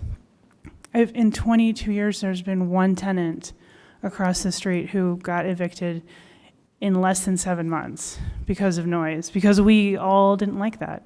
I've never had a problem with parties except for that one person. And I live right by Westminster College, so you would think that we would be party central, and we're really not. So I always grapple with the assumptions of what something will bring. Investment in my neighborhood has just continued to grow and grow and grow. So I don't know that we can blanketly assume a lot of those type of impacts. I'm not saying they cannot occur, but with the fact that they would be condos would, because sometimes the apartment unit is as good as the management, or as bad as the management. So if they're condos, there is an added layer of control over who's there, and how they're interacting with the neighborhood. And so I feel like that is an additional safety net for the neighborhood of who may be then setting up their home there and how they want to interact with the neighborhood. So I wanted to have these comments out there because I want the neighbors to hopefully feel that these are things that, I've been thinking of for the last 4 days and trying to go out there at various times and different days to really get an understanding of how that feels. If all of the parking were focused on Cleveland, that would absolutely not work. I do have a concern about reducing that setback for the garage. So when I built a garage and I faced the alley, I think I had to go like 8 feet off of the alley line for my garage, and then I back out into the alley. My alley is less than 23 feet, but I can't get out into the alley. I have to go kind of over into the little pathway to the building next out to behind me. And so I do wonder about the ability for cars who park in the garage, not in the 10-foot area, to be able to have enough room to back out. When I went there Sunday, there was only one car parked on Cleveland on the south side in that front section, and meaning the one off of 4th East. When I drove by Monday, there was no car there. So I guess it is a question of how much parking is actually happening on Cleveland on the south side. Will that affect the ability for those vehicles to back out safely? And I didn't see a huge load of parking on Cleveland on that section because they can only park on the south side. So I'm wondering about a potential, increasing that setback just a little bit, but then I understand I didn't even think about the impact of cars parking over the sidewalk. So it's a balance. I don't know the answer to that. Yeah, if I may, the one thing that we may want to seek more information on is the location of the driveways that are on the south side of Cleveland, because if they align, it does make it easier to remove, because you wouldn't have a car. I mean, most cases you wouldn't have a car. Have a car parked in front of the approachway of the driveway. So that might be something that we could. That's a very good point. That's just one thought I had in relationship to how I've noticed my particular shortened approachway to my garage, in where I have a little difficulty getting out, depending on what's happening. But yeah, those are really my thoughts. I was hoping with the alley, because even though you don't own it, you still can pave it, and that maybe you'll make some improvements to it. Oftentimes we're required by the building department to do that. So you do an improvement. Yeah, especially if you're going into the alley with utilities or anything, then. Or perhaps the HOA would also take on continued maintenance of that alley for that section to keep that in good repair. I do really appreciate that you have 3 bedrooms. That's a rare. We don't see a lot of projects coming before us with 3-bedroom options, which is a draw for families, because people who have children, they're not finding those. So I appreciate that option, because we're not seeing that very much in the city at all in these type of projects. But thank you, Amy. Any other questions, discussion among the commission?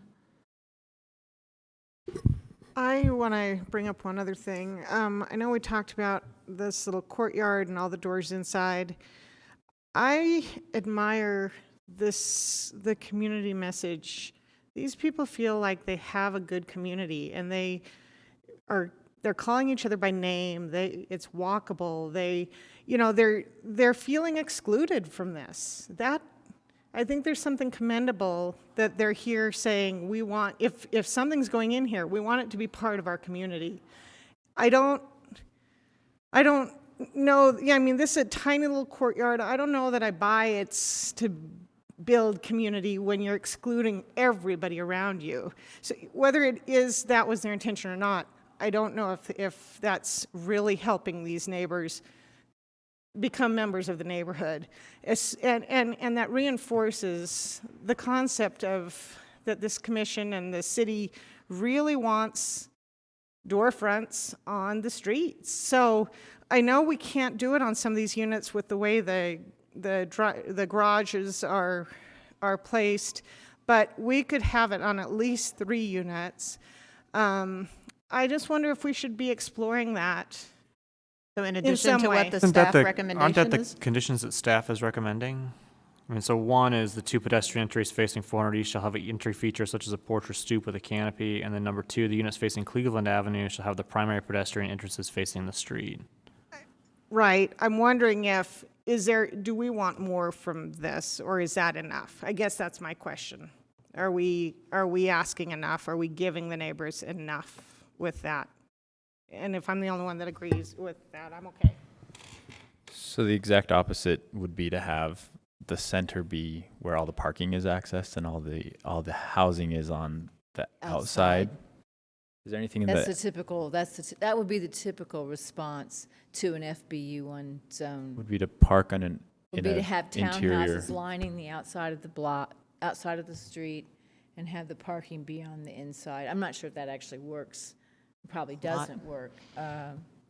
You mean geometrically with Geometrically and to get you the number of units.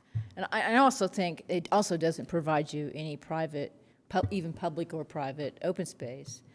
It's just, all you get is parking in the middle, and you get nothing else. As a human being, I kind of like to have my own little, I'll have a little green space. But it's a choice, you know? And I said, I don't know if it works geometrically anyway. Sort of did you guys look into that? I think we did look at, the row design. A row house around that sort of turns the corner. Didn't work either. I think, as you said, you either have all parking and no yard. Well, and one issue that we had with that is along the north side of this, we do have a 5-foot utility easement. And so trying to do anything over the top of that, that's why we're trying to keep that all green space. Okay. So if that does have to be torn up, then you're tearing up grass and not asphalt. Okay. All right. I do want to point out to everyone that the Liberty Wells Community Council did support this application. And they met with the applicant at a special meeting, and it was well attended. And although nobody's here from there, I do want to point that out. We have, in addition to your testimony, we have Other letters, comments. quite a few letters. Some of them from you, which is great. Thank you, Brenda, for pointing that out. Any other discussion among staff? Is somebody willing to make a motion?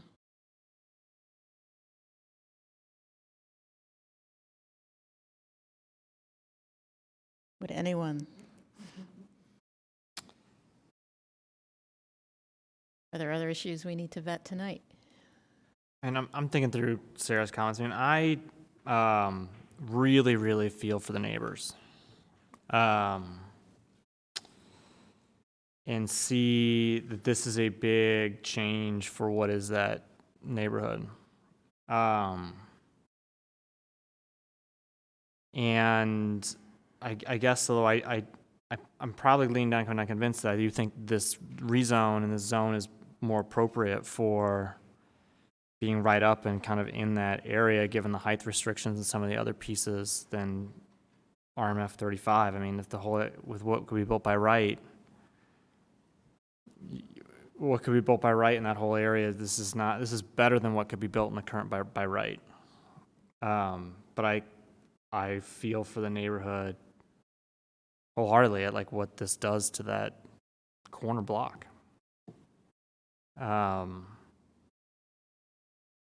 And I understand why they're here. Commissioner Urquhart, do the conditions suggested in the staff report, do those meet your concerns about neighborhood engagement, or do you think that's not enough still? I think it, it allows for those 3 units to have some kind of engagement with the street, but where we have 2 others that face 400 East, I guess 1 other that would face 400 East, and, I don't know how to do it with the garage right there, but, so, I don't like it. But, so, but I don't see another solution, although that's not my job. I'm not going to redesign the thing. That's not my job, but yeah, I don't like it. It makes me uncomfortable, and I see why the neighbors are here. I see why they're uncomfortable. This really does an exclusion,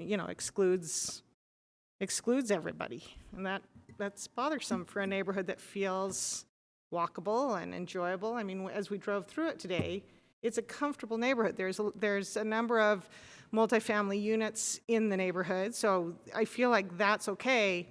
But, that part doesn't bother me. It's how are we having this multifamily unit engage with the streets, engage with the neighbors who are on those streets. And we have 3 sides where they can be engaging, and I feel like sending everybody inward is the wrong message. It really is.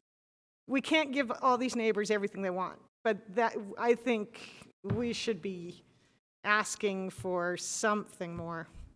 And just a reminder, the existing zoning allows basically the same project, so we probably wouldn't change that. And we actually think the opposite, that having this courtyard actually creates a community and allows people to engage more with each other, which is the start of engaging with everybody else in your neighborhood versus the traditional design where the traditional design is you go and you go through your front door and then go out and hang out in your backyard by yourselves. Here you're actually required to, if you want to be out in any green space on your property, to be with the other neighbors. I also kind of echo your comments, Sarah, that I appreciate the work. It's a very nicely laid out project and it has nice renderings, but I think when the word kind of facing in was pronounced is when I thought, well, if it's kind of facing in, then something must be facing out. And like we heard from the community here, they are a very, social community, and they do things together, they work on things together, and I'm still grappling with that same issue, kind of similar to Matt as well. But I do appreciate. It's a nice rendition of a project. But those are the 2 things that I'm trying to put in the balance here. I guess, Sarah, what I would ask, staff is recommending that the entrance on 4th East and the 2 on Cleveland become primary entrances. And Brenda doesn't like that as much, but well, I think it becomes schizophrenic. In that, where is the front entrance? Is the front entrance in the courtyard, or is the front entrance on the front of the building? So now you're asking anybody approaching this thing to make a decision. You can have, anyone come to your door, which you think is your back door, which is now your front door, or is it your back door? We don't know. And this is actually I know that sounds sort of stupid to bring up, but it's actually an important thing about having a home, is that you have a place which is public.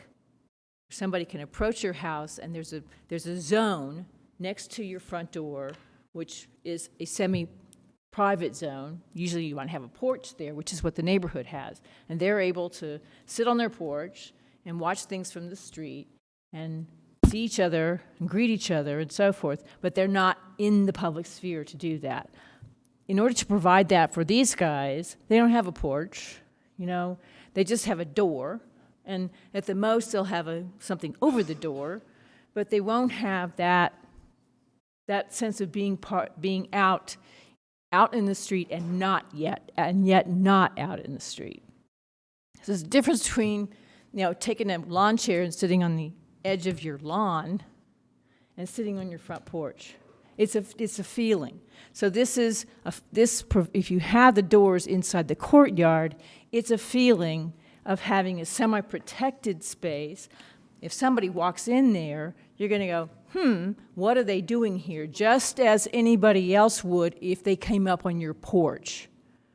You would say, oh, what is this person doing here? They don't just wander through. But the code requires the entrances on the streets. And it's the primary entrance. So It's they the could have primary two entrance. primary Right. entrances or have that door be considered a primary And they're entrance. not asking for a variation or a variance from that code requirement as part of their PUD request. So to me, the condition is just making it comply with the code. Right now, they're technically complying because they have a door. We don't have really, I mean, there is a kind of an explanation of what the primary door is, and I can get that pulled up really fast, but the main entry is the primary pedestrian entrance in the building. They could argue that this is, I don't think that meets the standard in my understanding, but you may feel different, so. Got it. I don't think the community's problem with this project is related to our discussion here. I mean, the problem is that this is a much more urban project in what is a much more residential neighborhood, but the current zone Is for allows for that. Right. I think that's what I exactly the kind of problem. keep. That's why I keep coming back. I mean, I really feel for the neighborhood, but the current zone allows for this as developed, and in the same context. And I do think and I guess I'll come down. I'm ready to probably support the project because you have a zone that has more flexibility and allows more. The form-based zone will give more flexibility to integrate in with surrounding neighborhoods. If the rest of the area of that RMF 35 did move to this FBUN1 district, you'd have a lot more ability to meet the changing dynamics of what it is to be residential and urban and not.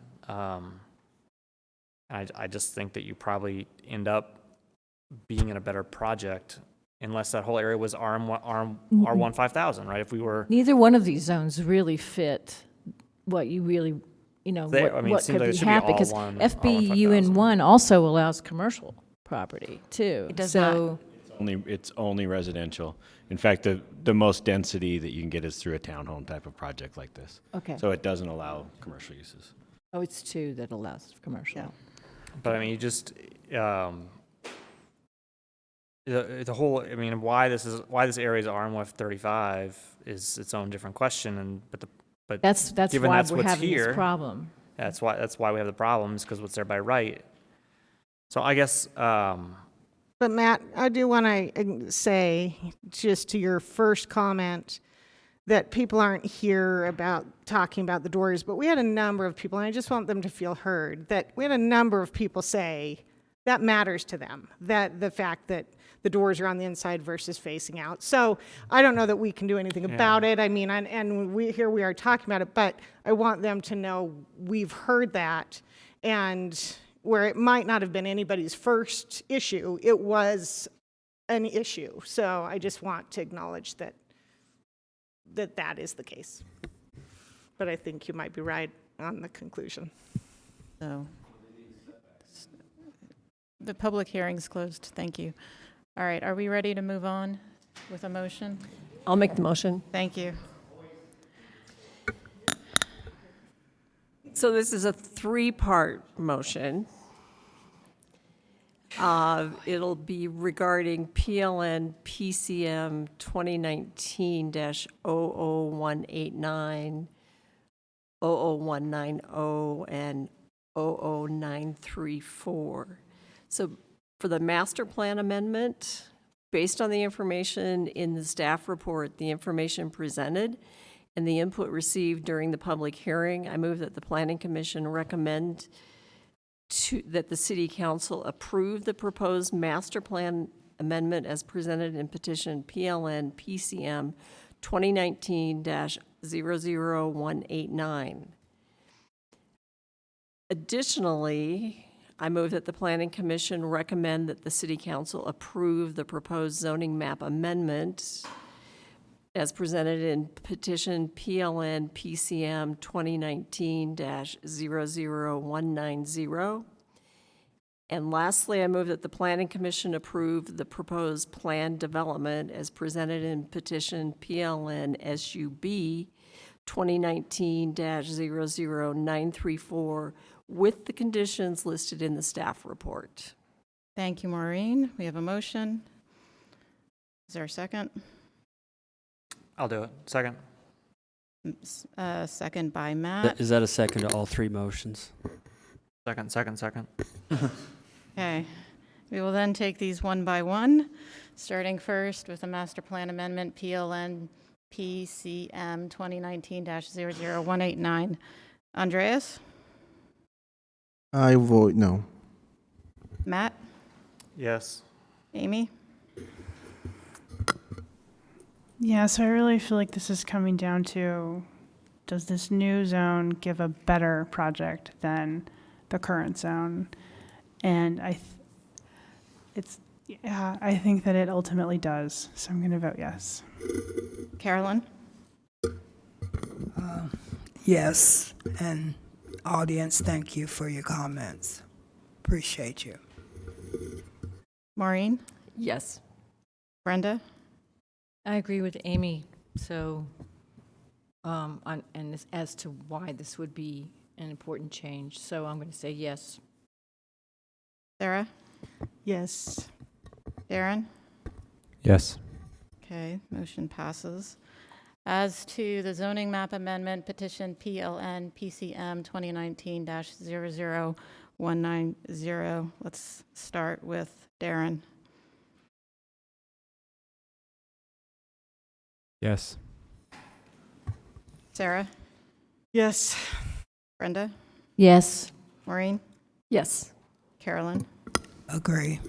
Amy? Yes. Matt? Yes. Andreas? I'll vote yes on this one. Okay, as to the plan development PLN SUB 2019-00934, Andreas? No. Matt? Again, I feel for the community, understand. I feel like we're probably leaning towards a better project, so yes. Amy? Yes. Carolyn? Agree. Maureen? Yes. Brenda? No. Sarah? Yes. Darren? Yes. Okay, the motion passes. So the next step for this item for the master plan amendment and the zoning amendments is to go before the city council, and there will be another opportunity for a public hearing at that time. But the planned unit development was approved subject to approval of your zoning and master plan amendments. So thank you all for coming. Thank you for participating. We appreciate your feedback, and we appreciate you coming. So thank you. Madam Chair, just quickly before everybody leaves, it sounds like the protest outside is breaking up. But there's still people out there, if you don't want to walk through it, when you get down to the second floor, you can exit to any of the other three doors on your way out. So. I mentioned that. That. It goes yeah. to the city council next. Thank you.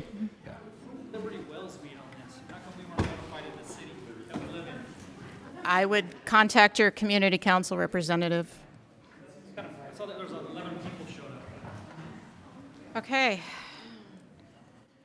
Next on the agenda. Yeah. I knew it was in the past. I knew it was in the past. Need to take a breather, stand up. Yeah. Seventh inning stretch. Because there's Thank there's you. nothing else like it anywhere around. Yeah, but you 4. you have that pocket of high density. You had that It is one weird, at the yeah. time, the one that was over on just west.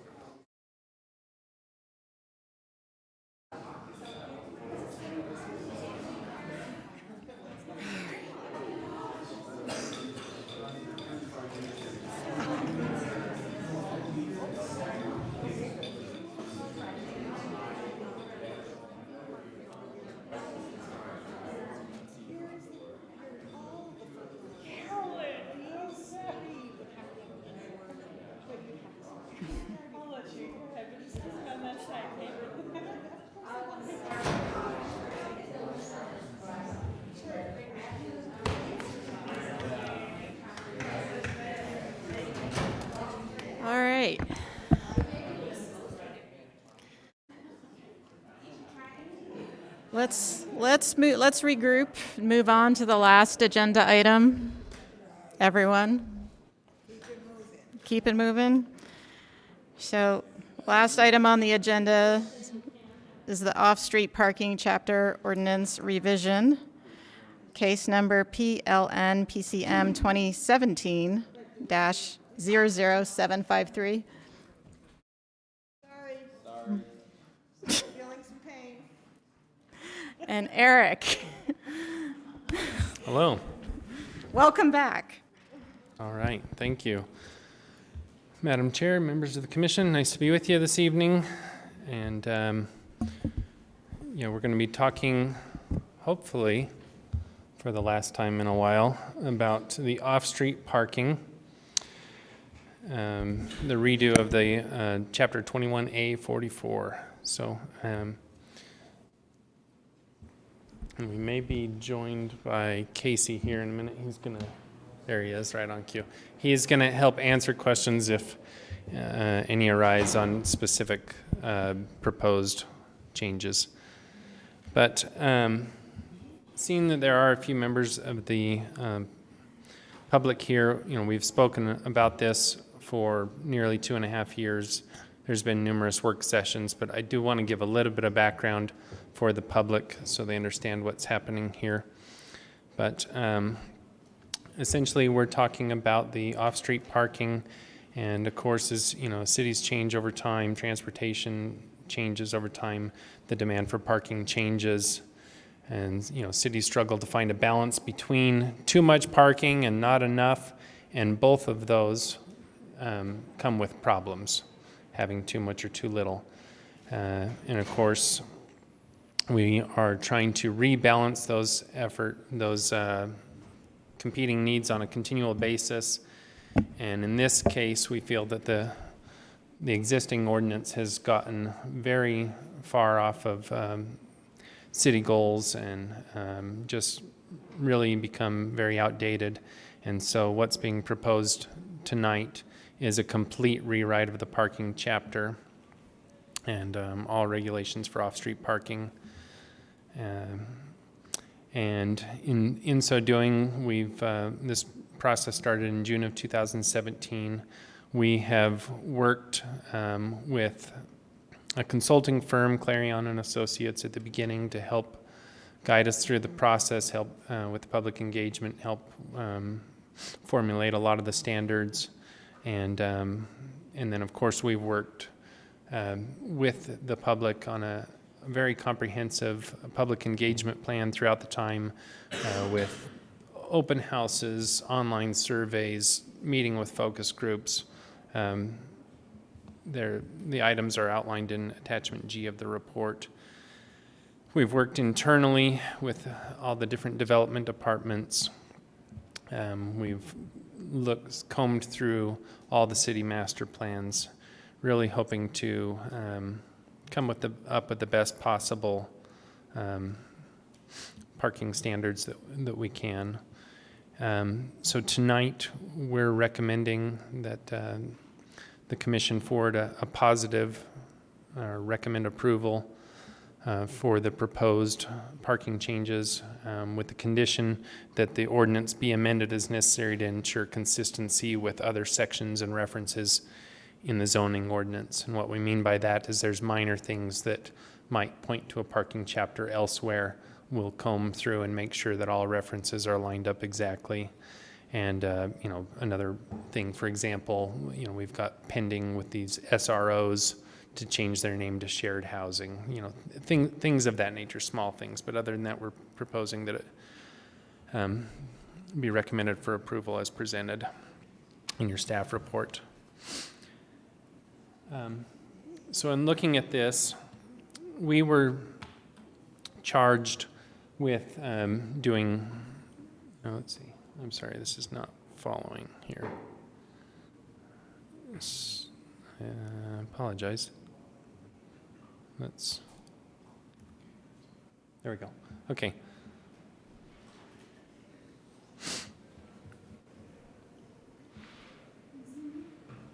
I'm sorry, my screen's not following that one for some reason.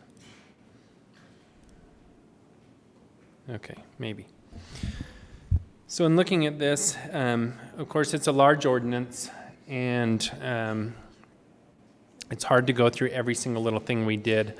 But I wanted to kind of go through the purposes because these were kind of our guiding principles as we went through and considered each thing. So first was, to create parking regulations that reflect the market demand, and felt that was, in some areas that meant more parking, in other areas it meant less. I apologize, this is not moving here. Let's try again. Okay, there we go, maybe. And then again, with the newer goals, reinforce that Salt Lake City is a place for people and not cars, and that's through urban design, that's through alternative transportation methods. There's a lot of different ways that we can reinforce that.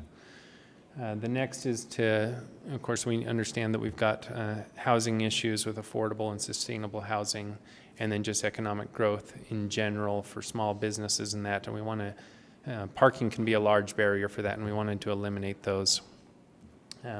We wanted to allow for additional flexibility. Our ordinance was very stringent and didn't allow for a lot of flexibility, either in how it's interpreted or in different parts of the city.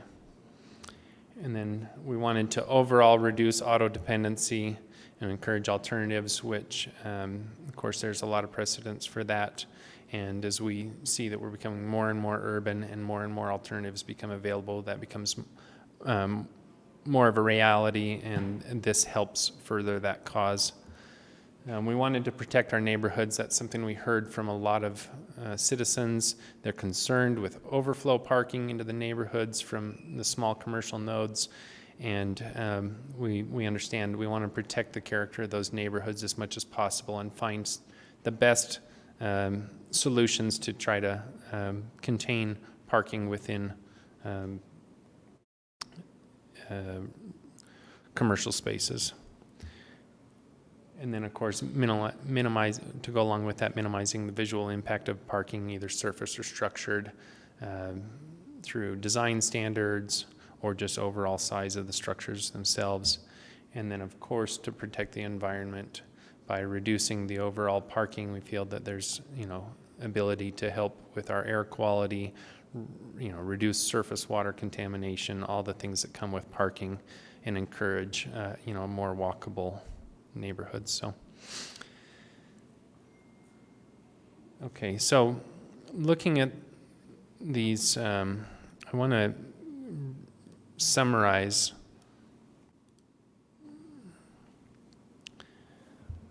the updates that we've proposed, and I've tried to really kind of consolidate these, but so the first is the section is our purpose statements, and we really wanted to bring those in line with current city goals and the feedback from the Planning Commission, consultants, developers, business owners, all those focus groups. We wanted to help the purpose statements better reflect that.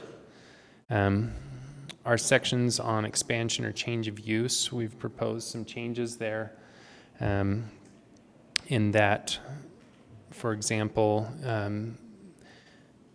anything less than a 25% expansion would not trigger the new standards.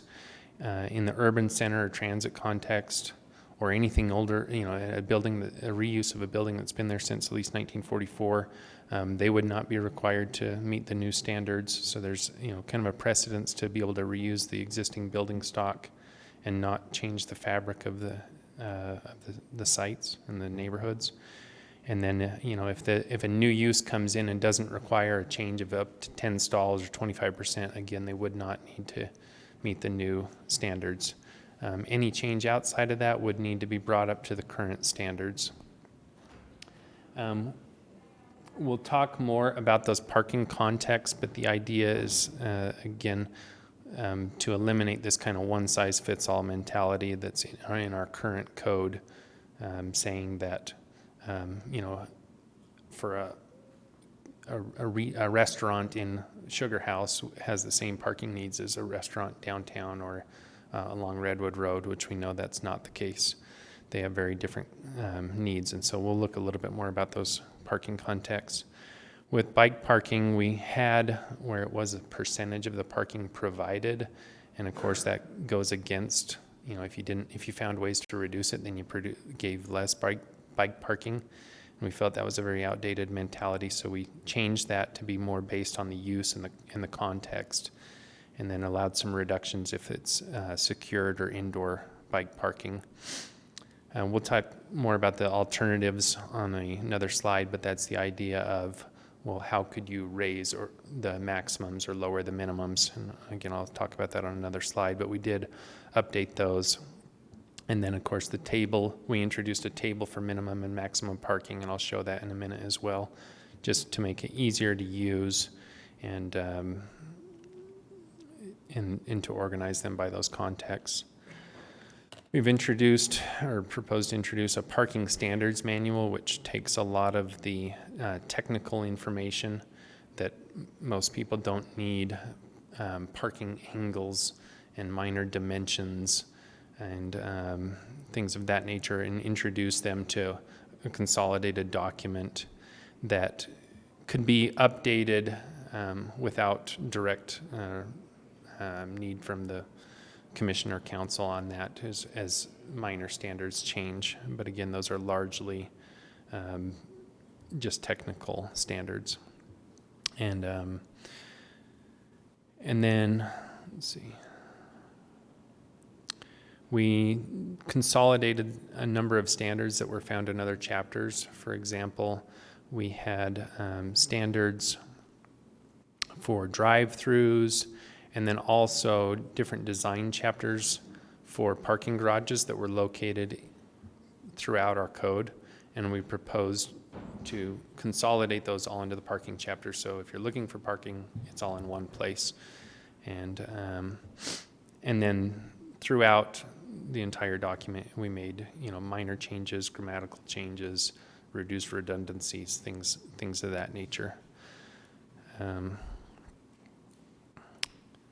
Something else I should mention, we've also, that has kind of been brought up a number of times, the standards for electric vehicles are proposed to remain the same as they currently are, but we feel we've set up a framework for future opportunities, and one that will likely be presented before too long. We'll be talking about possibility of 20% electric vehicle readiness for multifamily housing, and being able to have the infrastructure in place to be able to make very quickly things EV capable. And so we feel that we've now got a better framework to implement things like that in the future. Let's see. So a little bit more specifically looking at I apologize, these are not moving.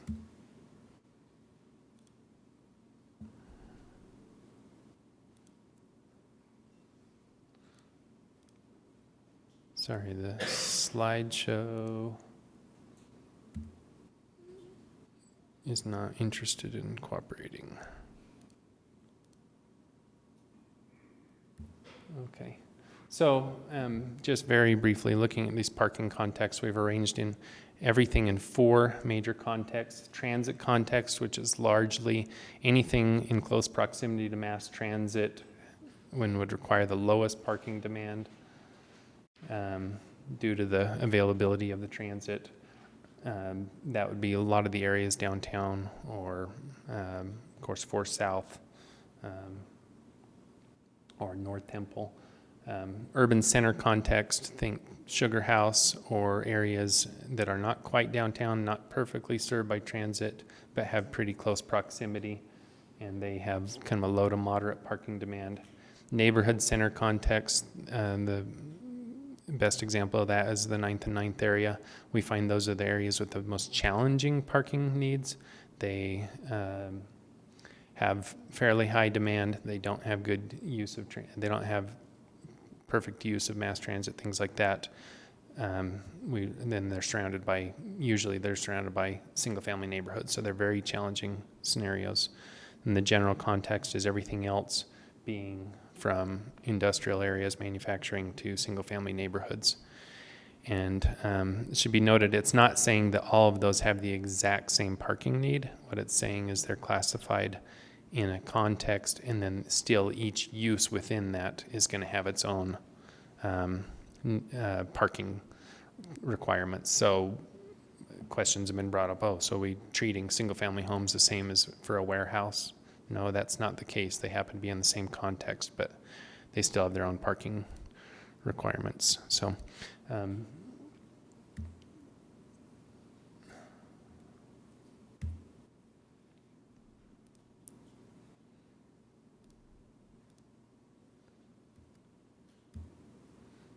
I don't know why this is not moving.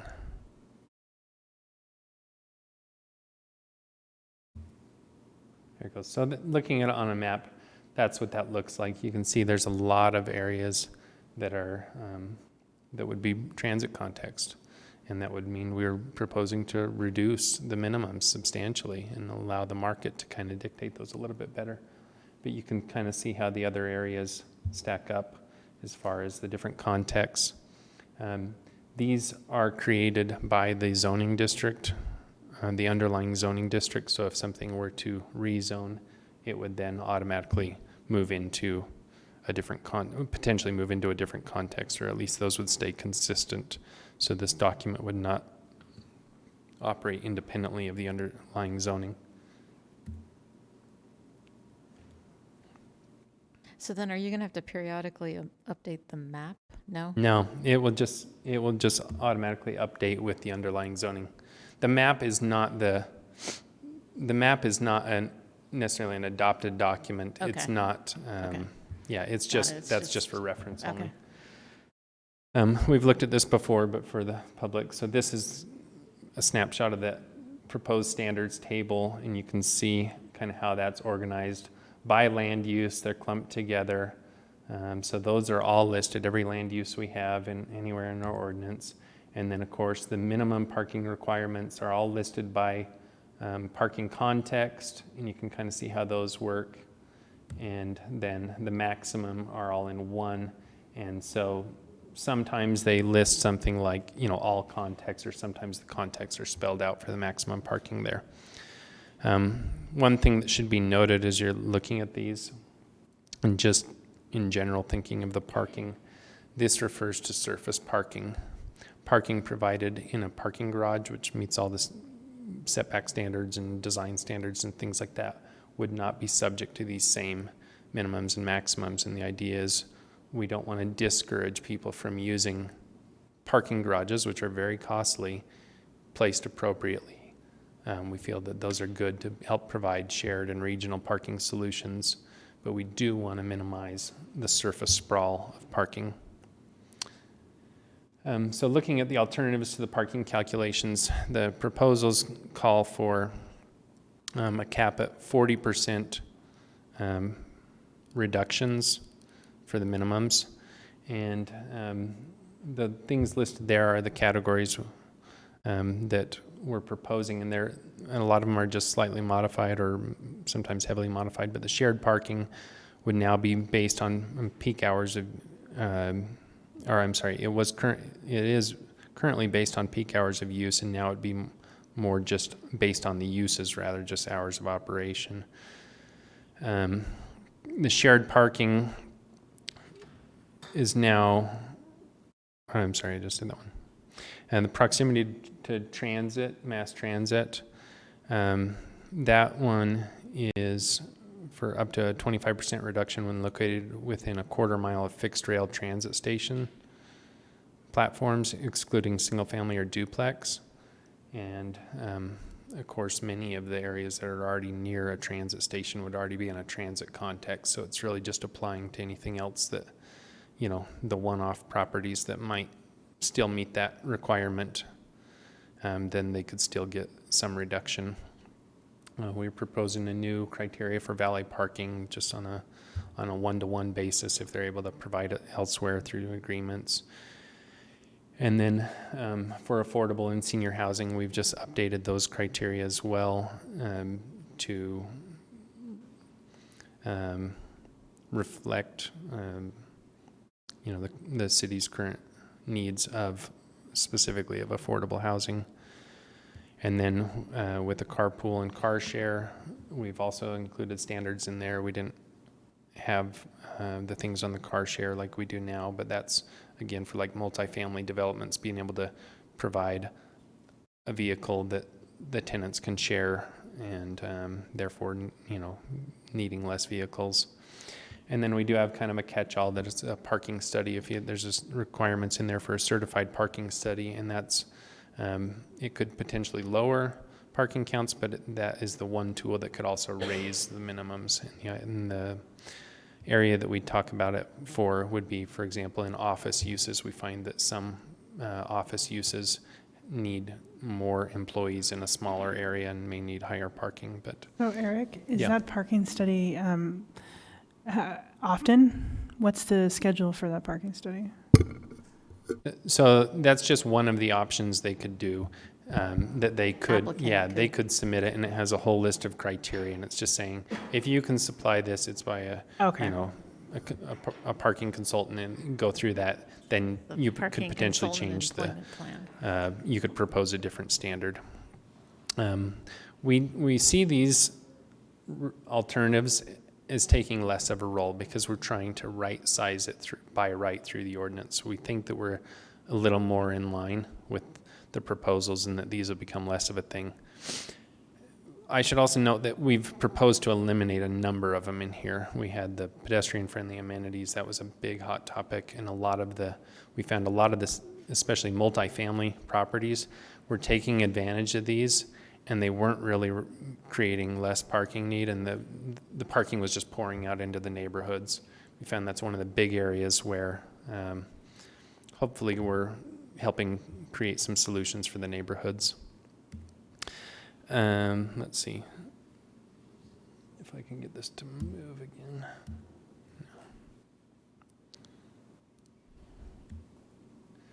So your report has a number of key considerations. I'm not going to go through all of them, but we've got like 4 pages of how it meets the master plans. I mean, this accomplishes a large amount of the objectives in the master plans, and talks about how it encourages the redevelopment of properties and using existing building stock, and just ways we've simplified it and incorporated best practices, and all that's in your staff report.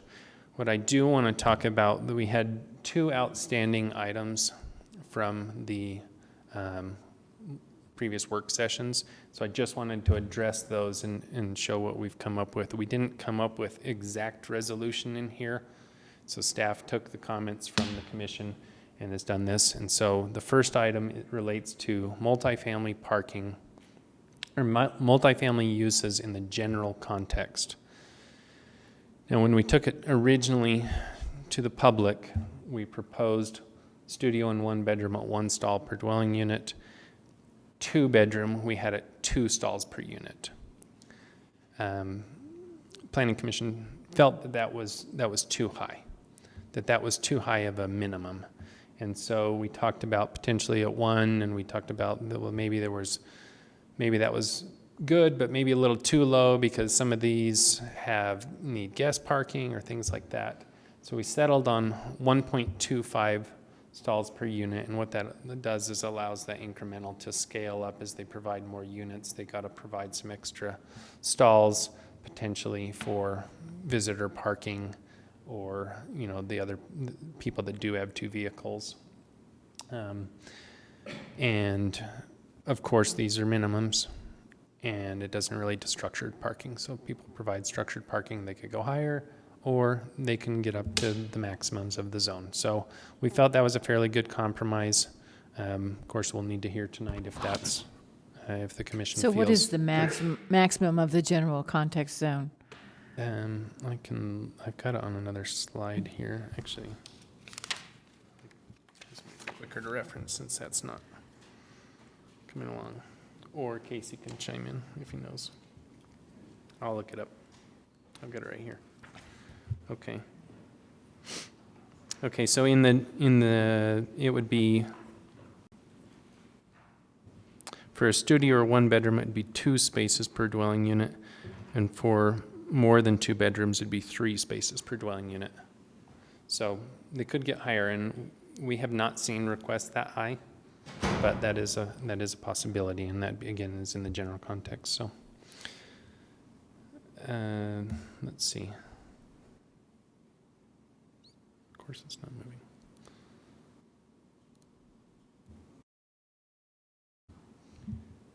The next item was talking about the proximity to mass transit. And so, although we have a proposal in there for a reduction based on proximity to fixed rail transit, we talked about the idea with the city investing so much into the high-frequency bus lines that maybe there would be an opportunity there. And the public in our meetings was generally against that. They felt that maybe they lacked some permanency and that there wasn't the reliability and the frequency at nights and weekends, and they were kind of more geared towards commuters. But we'd see the city has committed substantial resources and is committed to these long-term and, not even just the routes they have now, but expanding that in a number of areas. In the conversation with the commission here, one thing we kept hearing was that it would be a shame to not take advantage of this specifically for affordable housing. So what we have proposed in the ordinance before you is that it would additional reductions be actually for high frequency bus routes also be tied to affordable housing. So we're saying in addition to the affordable housing reductions they already have, they could get an additional 15% reduction for qualifying affordable housing within a quarter mile of a bus stop serviced by this high frequency bus routes.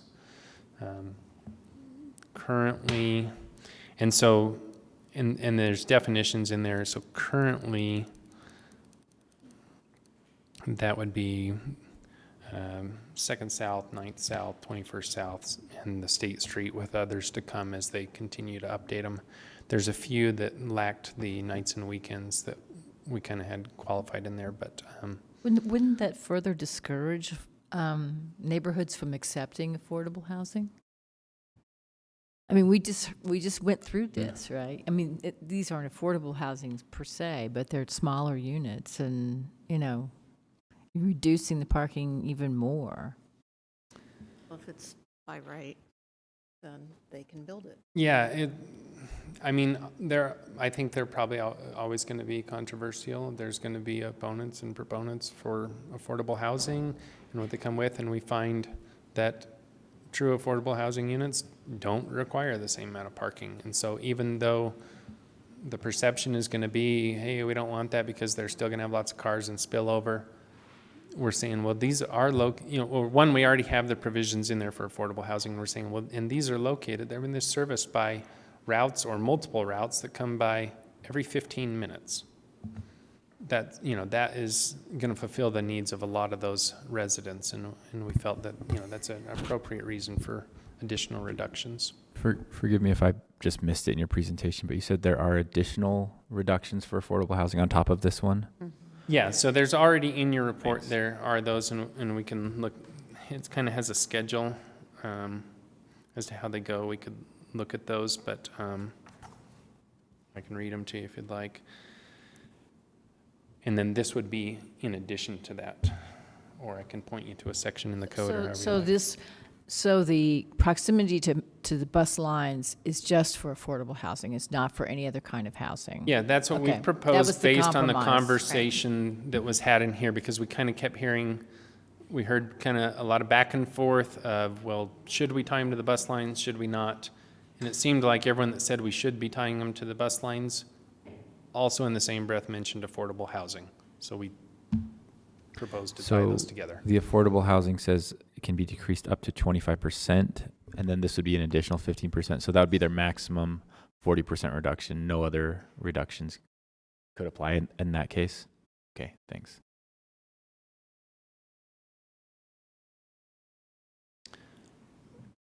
those are the issues I have, and we've been over this a number of times.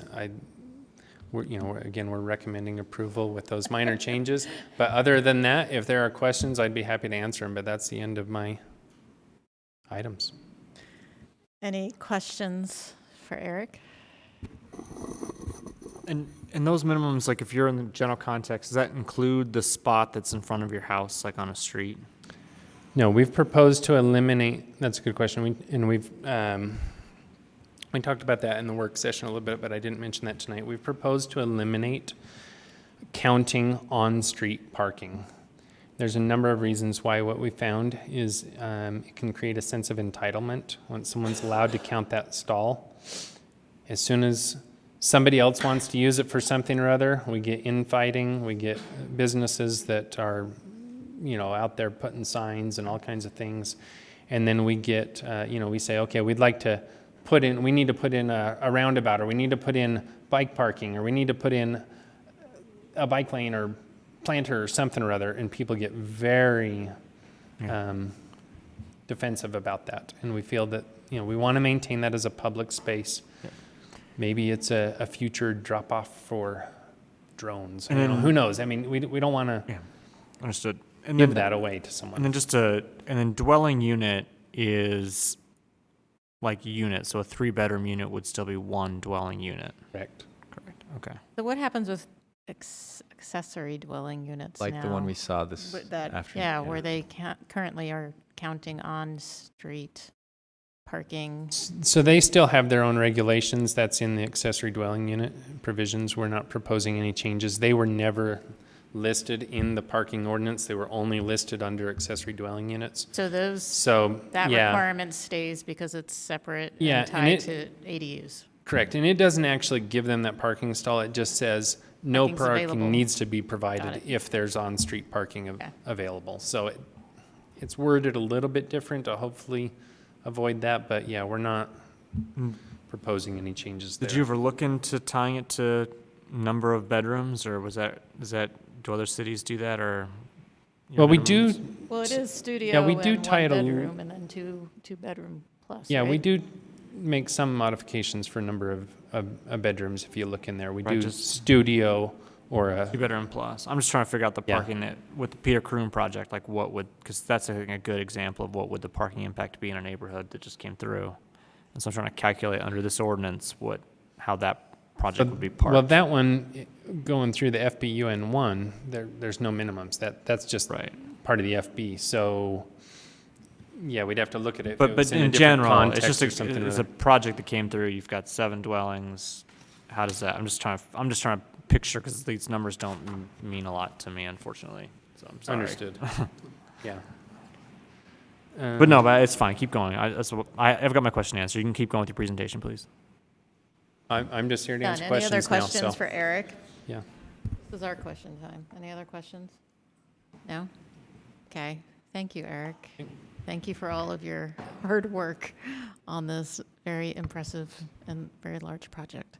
So just a quick clarification, the FBUN1 under this table actually falls into the neighborhood center context. Uh-huh. And so it actually has it goes up to 1 stall per unit. Thank you. So that changes everything in Central 9th. Now requires 1 stall per unit. In the FBUN1, so FBUN1 the homes that are on Central Washington 9th. and Jefferson. Okay. The FBUN2 doesn't change. Okay. Okay. Thanks, Eric. What about FBUN 3? Oh, that's in the. All right, we've got. Round up, like if you get like 8.5. I don't care about the exact. Is it round up? If you're like 8.5, or if 8.25, is it down? Does it round up or down? If you end up with 1.8 required parking spaces. Or 1.3, what do you? Right? No. So basically that means, like, for example, you could have, if somebody built 100 units. No, what I mean is, though, if your total requirement ends up being 1.8, when you come in, you have to have 2 spaces to satisfy your 1.8 ratio. If that's all your your total requirement. Right. I'm not doing So if the multipliers. math ends up with a fraction, You round up. if you're below 0.5, you round down. If you're above 0.5, you round up. Okay. Okay. Math at the Planning Commission. Okay, let's move on. If anyone would like to know, Peter's project will require 8.5 parking stalls. Let's move on to the public hearing portion And of half our parking agenda space. item. I'm just, I have a few cards here. The first one is Judy. Judy, are you here for Sugar House Planning? I mean, Sugar House Community Council? Okay, that's fine. Or as So- a person. Thank you.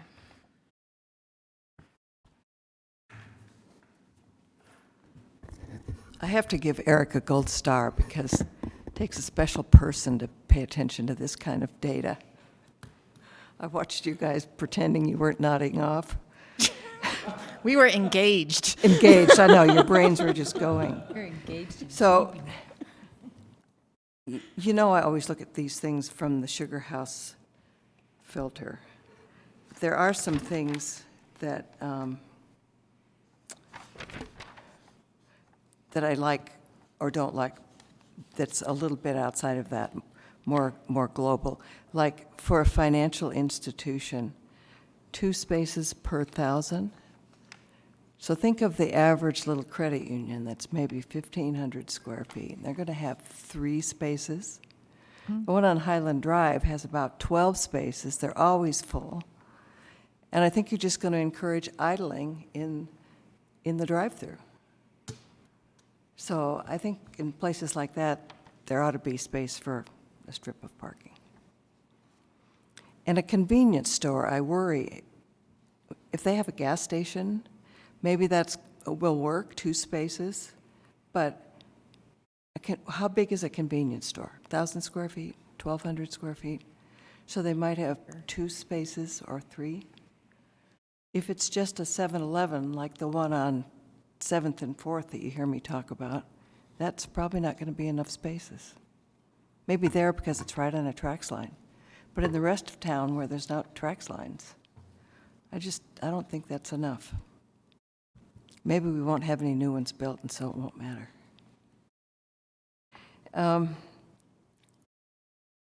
I like Eric's reference to the master plan, and I like the way it's focused in his staff report, so I could hone in on it. One thing that we've talked about forever is having a parking authority in Sugar House. And I'm sorry that's not in here. It's sort of under the guise of shared parking, but it doesn't help the my parking that all the merchants have. And I think the biggest problem that we're seeing, when you've got Sugar House listed as an urban center, but in truth, the business district is having trouble.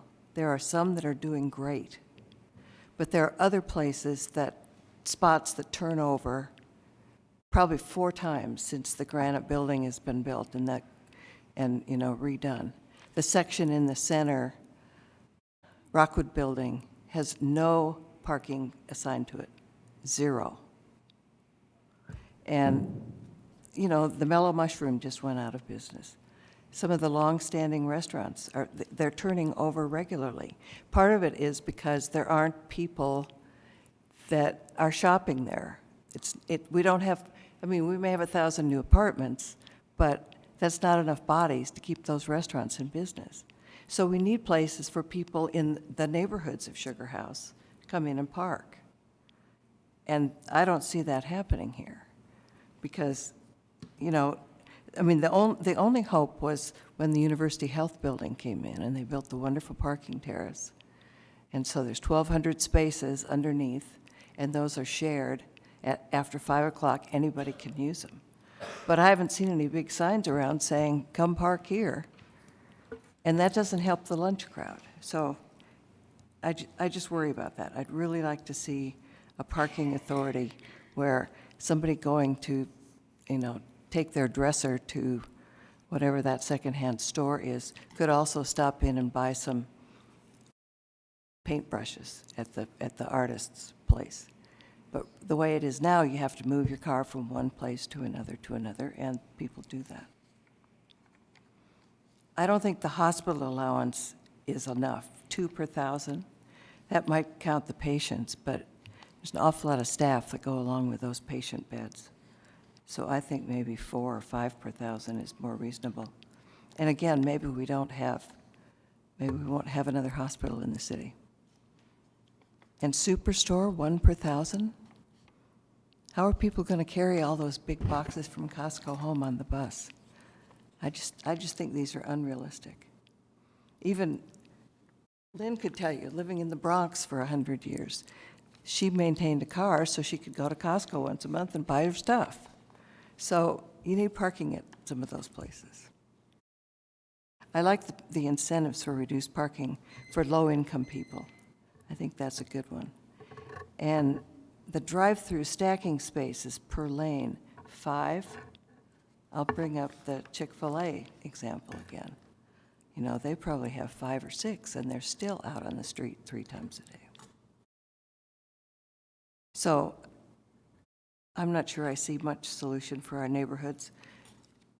We've lost 75 surface spaces in the Granite Block that are not being replaced by anybody, and we're just adding more retail on top of it. So we have more intense uses and fewer parking spaces. They're starting the Dixon building, so that blew up that parking lot, and now everybody's parking down on Elm. And we know that the development on 9th is going to do the same thing, and they're going to all park on Elm. And pretty soon, those are all going to be poor rentals, or they're all going to turn into businesses. I don't know. There's got to be a solution. Like, maybe we could have a nice shared parking terrace somewhere in that area. Thank you, I think Judy. there's a need. Okay, thank you, Judy. You're welcome. The next card is Lynn Schwartz.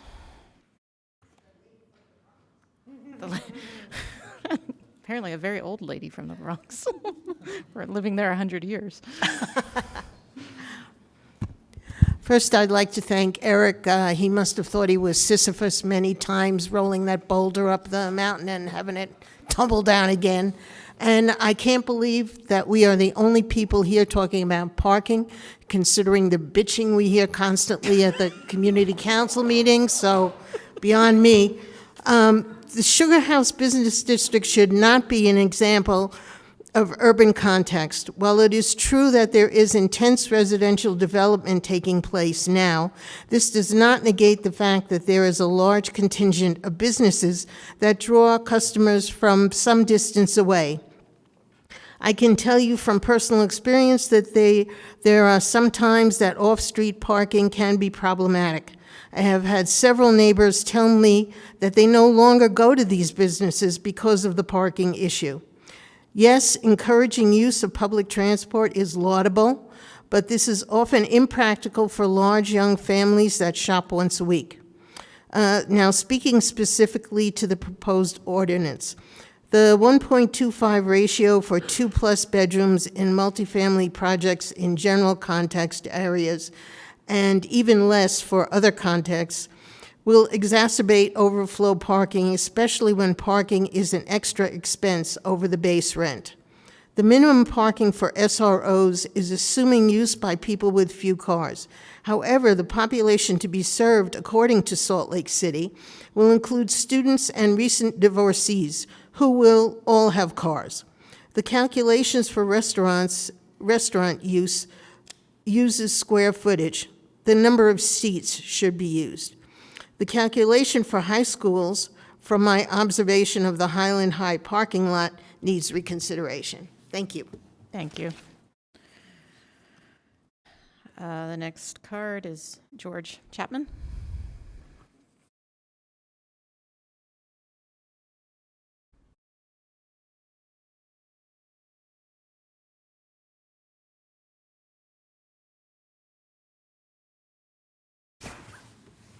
My name is George Chapman. Commissioners, I agree with everything Lynn said. And I do congratulate Eric and the planning staff for being amenable to our suggestions, but I don't think enough people have really commented on what we have in front of you. And that's a very serious issue, because effectively, if you approve it, you're doing exactly what the legislature did when people are saying don't increase taxes. They ignored us. So I'm asking you not to close the public hearing. I'm asking you to go to the news and start publicizing this. There are only a couple people here in the most important issue before you in the last few years. It doesn't make sense. The news should be publicizing it. You need a lot more comments. And going from 2 to 1.25 doesn't make sense when the average multifamily residential unit has 1.6 stalls. That's reality. In addition, I'll remind you what Lisa Adams, who used to sit on your board, said when she got the the parking plan for downtown and Salt Lake and Sugar House. She said, if we lower the minimums, we're going to encourage people to drive down the street to Mill Creek or Murray, and it'll actually increase pollution. She's right. That's the problem. We have too many other cities that are actually impacting what you do with parking minimums. In addition, I want to remind you that the preeminent mass transit fare elasticity study points out parking is very important for increasing ridership on mass transit. If you don't have a parking lot that's available, a parking spot that's available, people will not, even if you cut fares in half, they won't park there. Even if they could, cutting fare in half gets you only 20% ridership increase. The main reason is lack of parking. That's important. I'm asking you not to approve this. I'm asking you to keep the public hearing open, and I'm asking you to go further out. You've done a lot so far, but I'm asking you to approach the news and publicize the fact right now in front of you is the most important issue in Salt Lake City right now, and almost nobody is here. Please don't close the public hearing. Thank you. Okay. Cindy Cromer?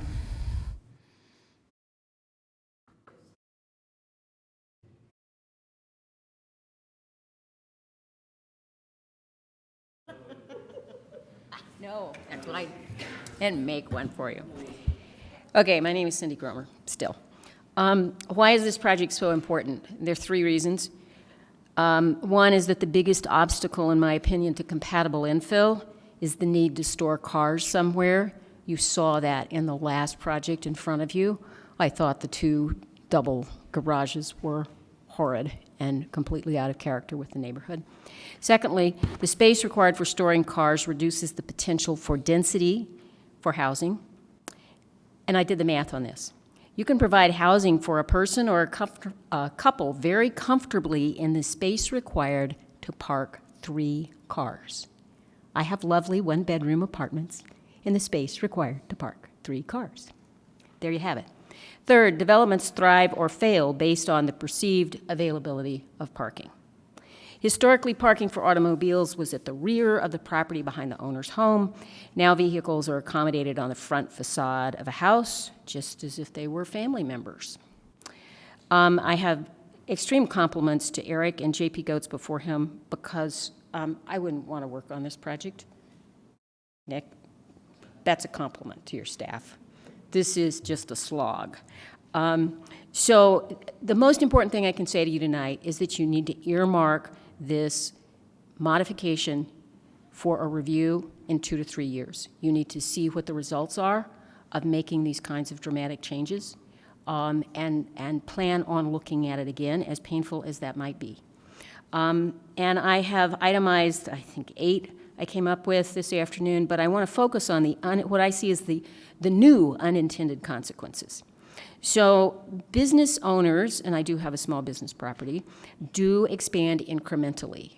So the 2-year time frame in the proposed ordinance is completely unrealistic. A business person would not disrupt their operation multiple times in 2 years in order to avoid a parking requirement. But they would expand incrementally and avoid a parking requirement. And then in number 4, I think you're punishing people for providing parking that they're not required to. That just looks like not the way to go. And there's another one in number 5 where I've seen developers pay for the cost of modifying the parking so that there was more parking available. And they did that on their own dime, and it's worked out beautifully.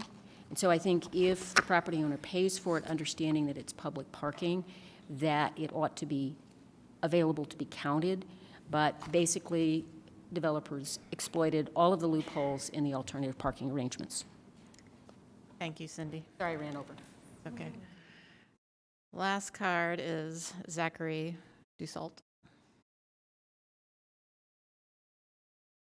Hi, my name is Zachary Dussault, and I just want to start off by saying that there's been nothing more public policy-wise to damage the structure of cities than mandatory off-street parking minimums. The adoption of the automobile as the primary form of transportation in cities has completely destroyed the walkability of cities. It's completely destroyed the vibrancy of cities. It's destroyed the affordability of cities. This is a small step in correcting that. I mean, ideally, we wouldn't have a minimum parking requirement for anything in the city and just let the market decide what would be appropriate parking. But having no minimums for transit context, I think, is a great start. So I strongly support this. Thank you. Thanks. Okay. Eric, do you want to come back just for a couple minutes? Just because why not? But just to, there are a couple of comments that were raised that I think it's important to. Oh, sorry. Anyone else want to speak? This is what happens when I've been here too long. No one else wants to speak. Okay. We will now close the public hearing. Thank you for the very polite reminder. Does anything in this ordinance preclude the creation of a parking authority in Sugar House or anywhere else in the city, should they want to do that? The answer is no. That is such a complicated thing to set up that the city has looked at it. I'm sure that we will keep looking at it. But we're not precluding it. We're not precluding it from happening. There needs to be so many other things that have to take place for that to go into effect. That Okay. It's a really complicated thing to work out. And can you just briefly outline the public engagement process you've undertaken to get people interested? So, in this? no, I was not here for the first part of it, but it started from the onset with Clarion and Associates. Let's see if I can find it here. So the major components were originally a lot of focus groups were formed from local businesses, local developers, things like that, bike advisory groups, things of that nature, and started to work through the major issues with them. And then another big initiative was a city survey, and there was nearly 700 participants in that, offering feedback on a number of items. And then as we started to work through things, we worked with we worked with those kind of advisory groups and internally. And then this last spring, we really started to kind of present the public draft. And that's when we went to different community councils, held numerous open houses, went to different events, and kind of went for online engagement as well. So those were the events that took place as far as the public process on this. And we understand, like, it's an extremely important topic, as was mentioned, but it's a hard one to get people really engaged in. It's not a particularly interesting topic from a lot of the groups. And those that are out there are grandfathered into what they have. And so how do you find the people that will be affected by this? It's a challenge, but we feel we had good participation, and more than anything, we have great participation with our community master plans, and we felt we were accomplishing so many of the goals. Not everything, but we're accomplishing a lot of goals in there through this, or we feel we are. Great. And then what was the outreach for the business community, development community, those who will be actually using the standards for projects that come before us? So one of the most engaged groups with the business community was Downtown Alliance. We met with them quite a few times and really combed through the standards, and one of the things that was, they echoed a lot of these same sentiments that are echoed in Sugar House of, well, we need to provide enough parking for, various groups, employers, things like that, but we don't want to destroy our character either. They recognize both those things. One of the main things for them was they wanted small businesses to be able to get in existing buildings, and they felt that not having caps on the parking garage was the other main issue. And they said, okay, well, we can find ways to do parking garages.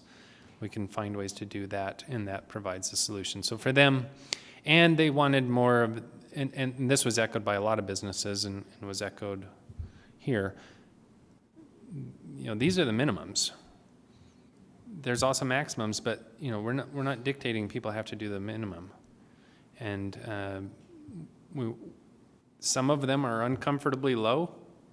Some of the maximums are uncomfortably high, and we're relying a little bit more on the businesses to set that tone and to show us what the appropriate parking is.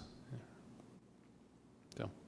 And then on the comment for review in 2 to 3 years, similar to what the council required for the ADU, although that's a 1-year look back. Yeah, I mean, we're not naive that this is a fix-all. But we feel we've got a great framework now. In this framework, if we need to, we can add another context. We can tweak context. These parking counts are not going to be perfect, but we feel they're our best, given all the data, they're our best effort right now. Those can be amended, and I think it's appropriate to constantly be monitoring these things. The way, no one knew what car share was a few years ago. No one knew what some of these other technologies were and what bus routes and things would be. So it's appropriate to look at these in a few years for sure. All right, those are my questions. Anybody else have questions for Eric? I have a couple of curiosities. Currently, the on-street parking that is in front of a regular house, let's say a multifamily or a residential family, does that belong to that residence, or how does that? No. No, it does not. Okay, kind of. For some reason, I contrary to that. belief. Yeah. No, it does not. It is counted for reduction for them, but it's not. It's never belonged to them. Yeah. Okay. The way it's currently written, it counts as their parking, but it's not assigned to them in any way, shape, or form. But it's used as a reduction in their parking, I guess, allowance or something. Yeah. And that's the one you were saying that it won't be. Yeah. So we've proposed to just eliminate that altogether. They provide it on site. We've got low enough minimums in the other. We have other things available, but we don't want to purposefully put parking in the street when we can provide for it other ways. Obviously, we don't want vacant streets. We recognize that it's a valuable asset and it's a great place for the public to use, but we don't want to give the perception of assigning it to a business. Okay. Oh, sorry. No, go ahead. That's okay. Okay. One last comment. So, question. The placing of bike lanes. How does that work as far as in a residential neighborhood right now? So, does there have to be permission from those people that live in that street, or how does that work? And they're going to go through a public engagement process to decide where bike lanes will be or any improvements in the public right-of-way, but it's not, they're going to engage those people, but it's not a specific permission. There's got to be some kind of a... And that's not really within the scope of this ordinance. Yeah, it was just a curiosity that I had. So to go back to the street parking, by not counting that, does that discourage, because I know sometimes developers will help put in diagonal parking. Does that discourage that at all, or we're saying that's really going to be up to the... No, it just wouldn't count towards their parking. It just doesn't count. It still absolutely may be advantageous for them to seek that out and work with the city transportation division and say, hey, this is a... Because ultimately it'll provide them more parking, but it doesn't count in their minimums. Right. Okay, I get it. Yeah, it's good for the business, but that doesn't but we're not necessarily counting it towards anything. And we have had places where that's been done because they've wanted it, not because they've needed it to comply with a regulation. Thanks. All right. Any other comments or questions for Eric or Nick or Casey? Well, I just want to commend you guys again for doing, a fantastic job in marshaling the efforts to get this to where it's at. That's not an easy task, and really, I think you guys did a really, really great job with this, and particularly in incorporating so many comments and the feedback, competing feedback, even among the commission. So we appreciate that. Okay. Would it be appropriate to add the condition that it be reviewed in 2 years or something like that? Do 3. I won't be here. What's that? 30 years. 3. 3 years? I term Is out. that- too. is So that he's terms appropriate? out and he doesn't have to hear it again. That's what he's doing. That would be something we could add, though, right? So, if I may, this is where I make the pitch of when we add those things to code, it keeps us from doing other things that may be important at the time that we don't know about yet. We are making a very concerted effort over, and you guys will be a big part of this, to cut our staff processing times, the amount of hours we spend as staff doing this work, by as much as 6,000, well, hopefully a minimum of 6,000 hours in the next 6 months, so that we can be better equipped at responding to problems with our ordinances. I would highly oppose putting in the code a requirement for us to review the parking chapter. It's taken us Unless the city 2.5 council years. allocated money in the budget to hire an outside consultant to do it. Exactly, and that is the correct avenue to be able to do those things. We do hope to be able to look at these things every, 5-10 years, so that we're not having the situation that we have with our current zoning code that is mostly 25 years old now, and woefully inadequate for the needs of the city right now. So, despite what Bruce Baird would say, that it's a great ordinance. I'll make a motion then. Thank you. For the discussion. Based on the information in the staff report and the information presented and the input received in the public hearing, move the Planning Commission recommend approval of the ordinance amendment petition for PLN PCM 2017-00753, off-street parking mobility and loading with the condition listed in the staff report. Okay, we've got a motion by Matt. Second. Second by Brenda. Let's start with Darren. Yes. Sarah. Yes. Brenda. Yes. Maureen. Yes. Carolyn. Agree. Amy. Yes. Matt. Yes. Andreas. And thank you for answering our questions today. Thank you, yes. All right, so Yay. that passes. And my only final comment is that I hope that when this moves expeditiously to city council and then moves expeditiously to being adopted, because now we're going to create a period of uncertainty with your workload increasing year after year of what parking standards will apply and when these will take effect. So I would just ask that you convey that to city council. I will gladly convey that. All right. All right, with that, we're adjourned. Thank you. Nice to meet you. I called you before about the,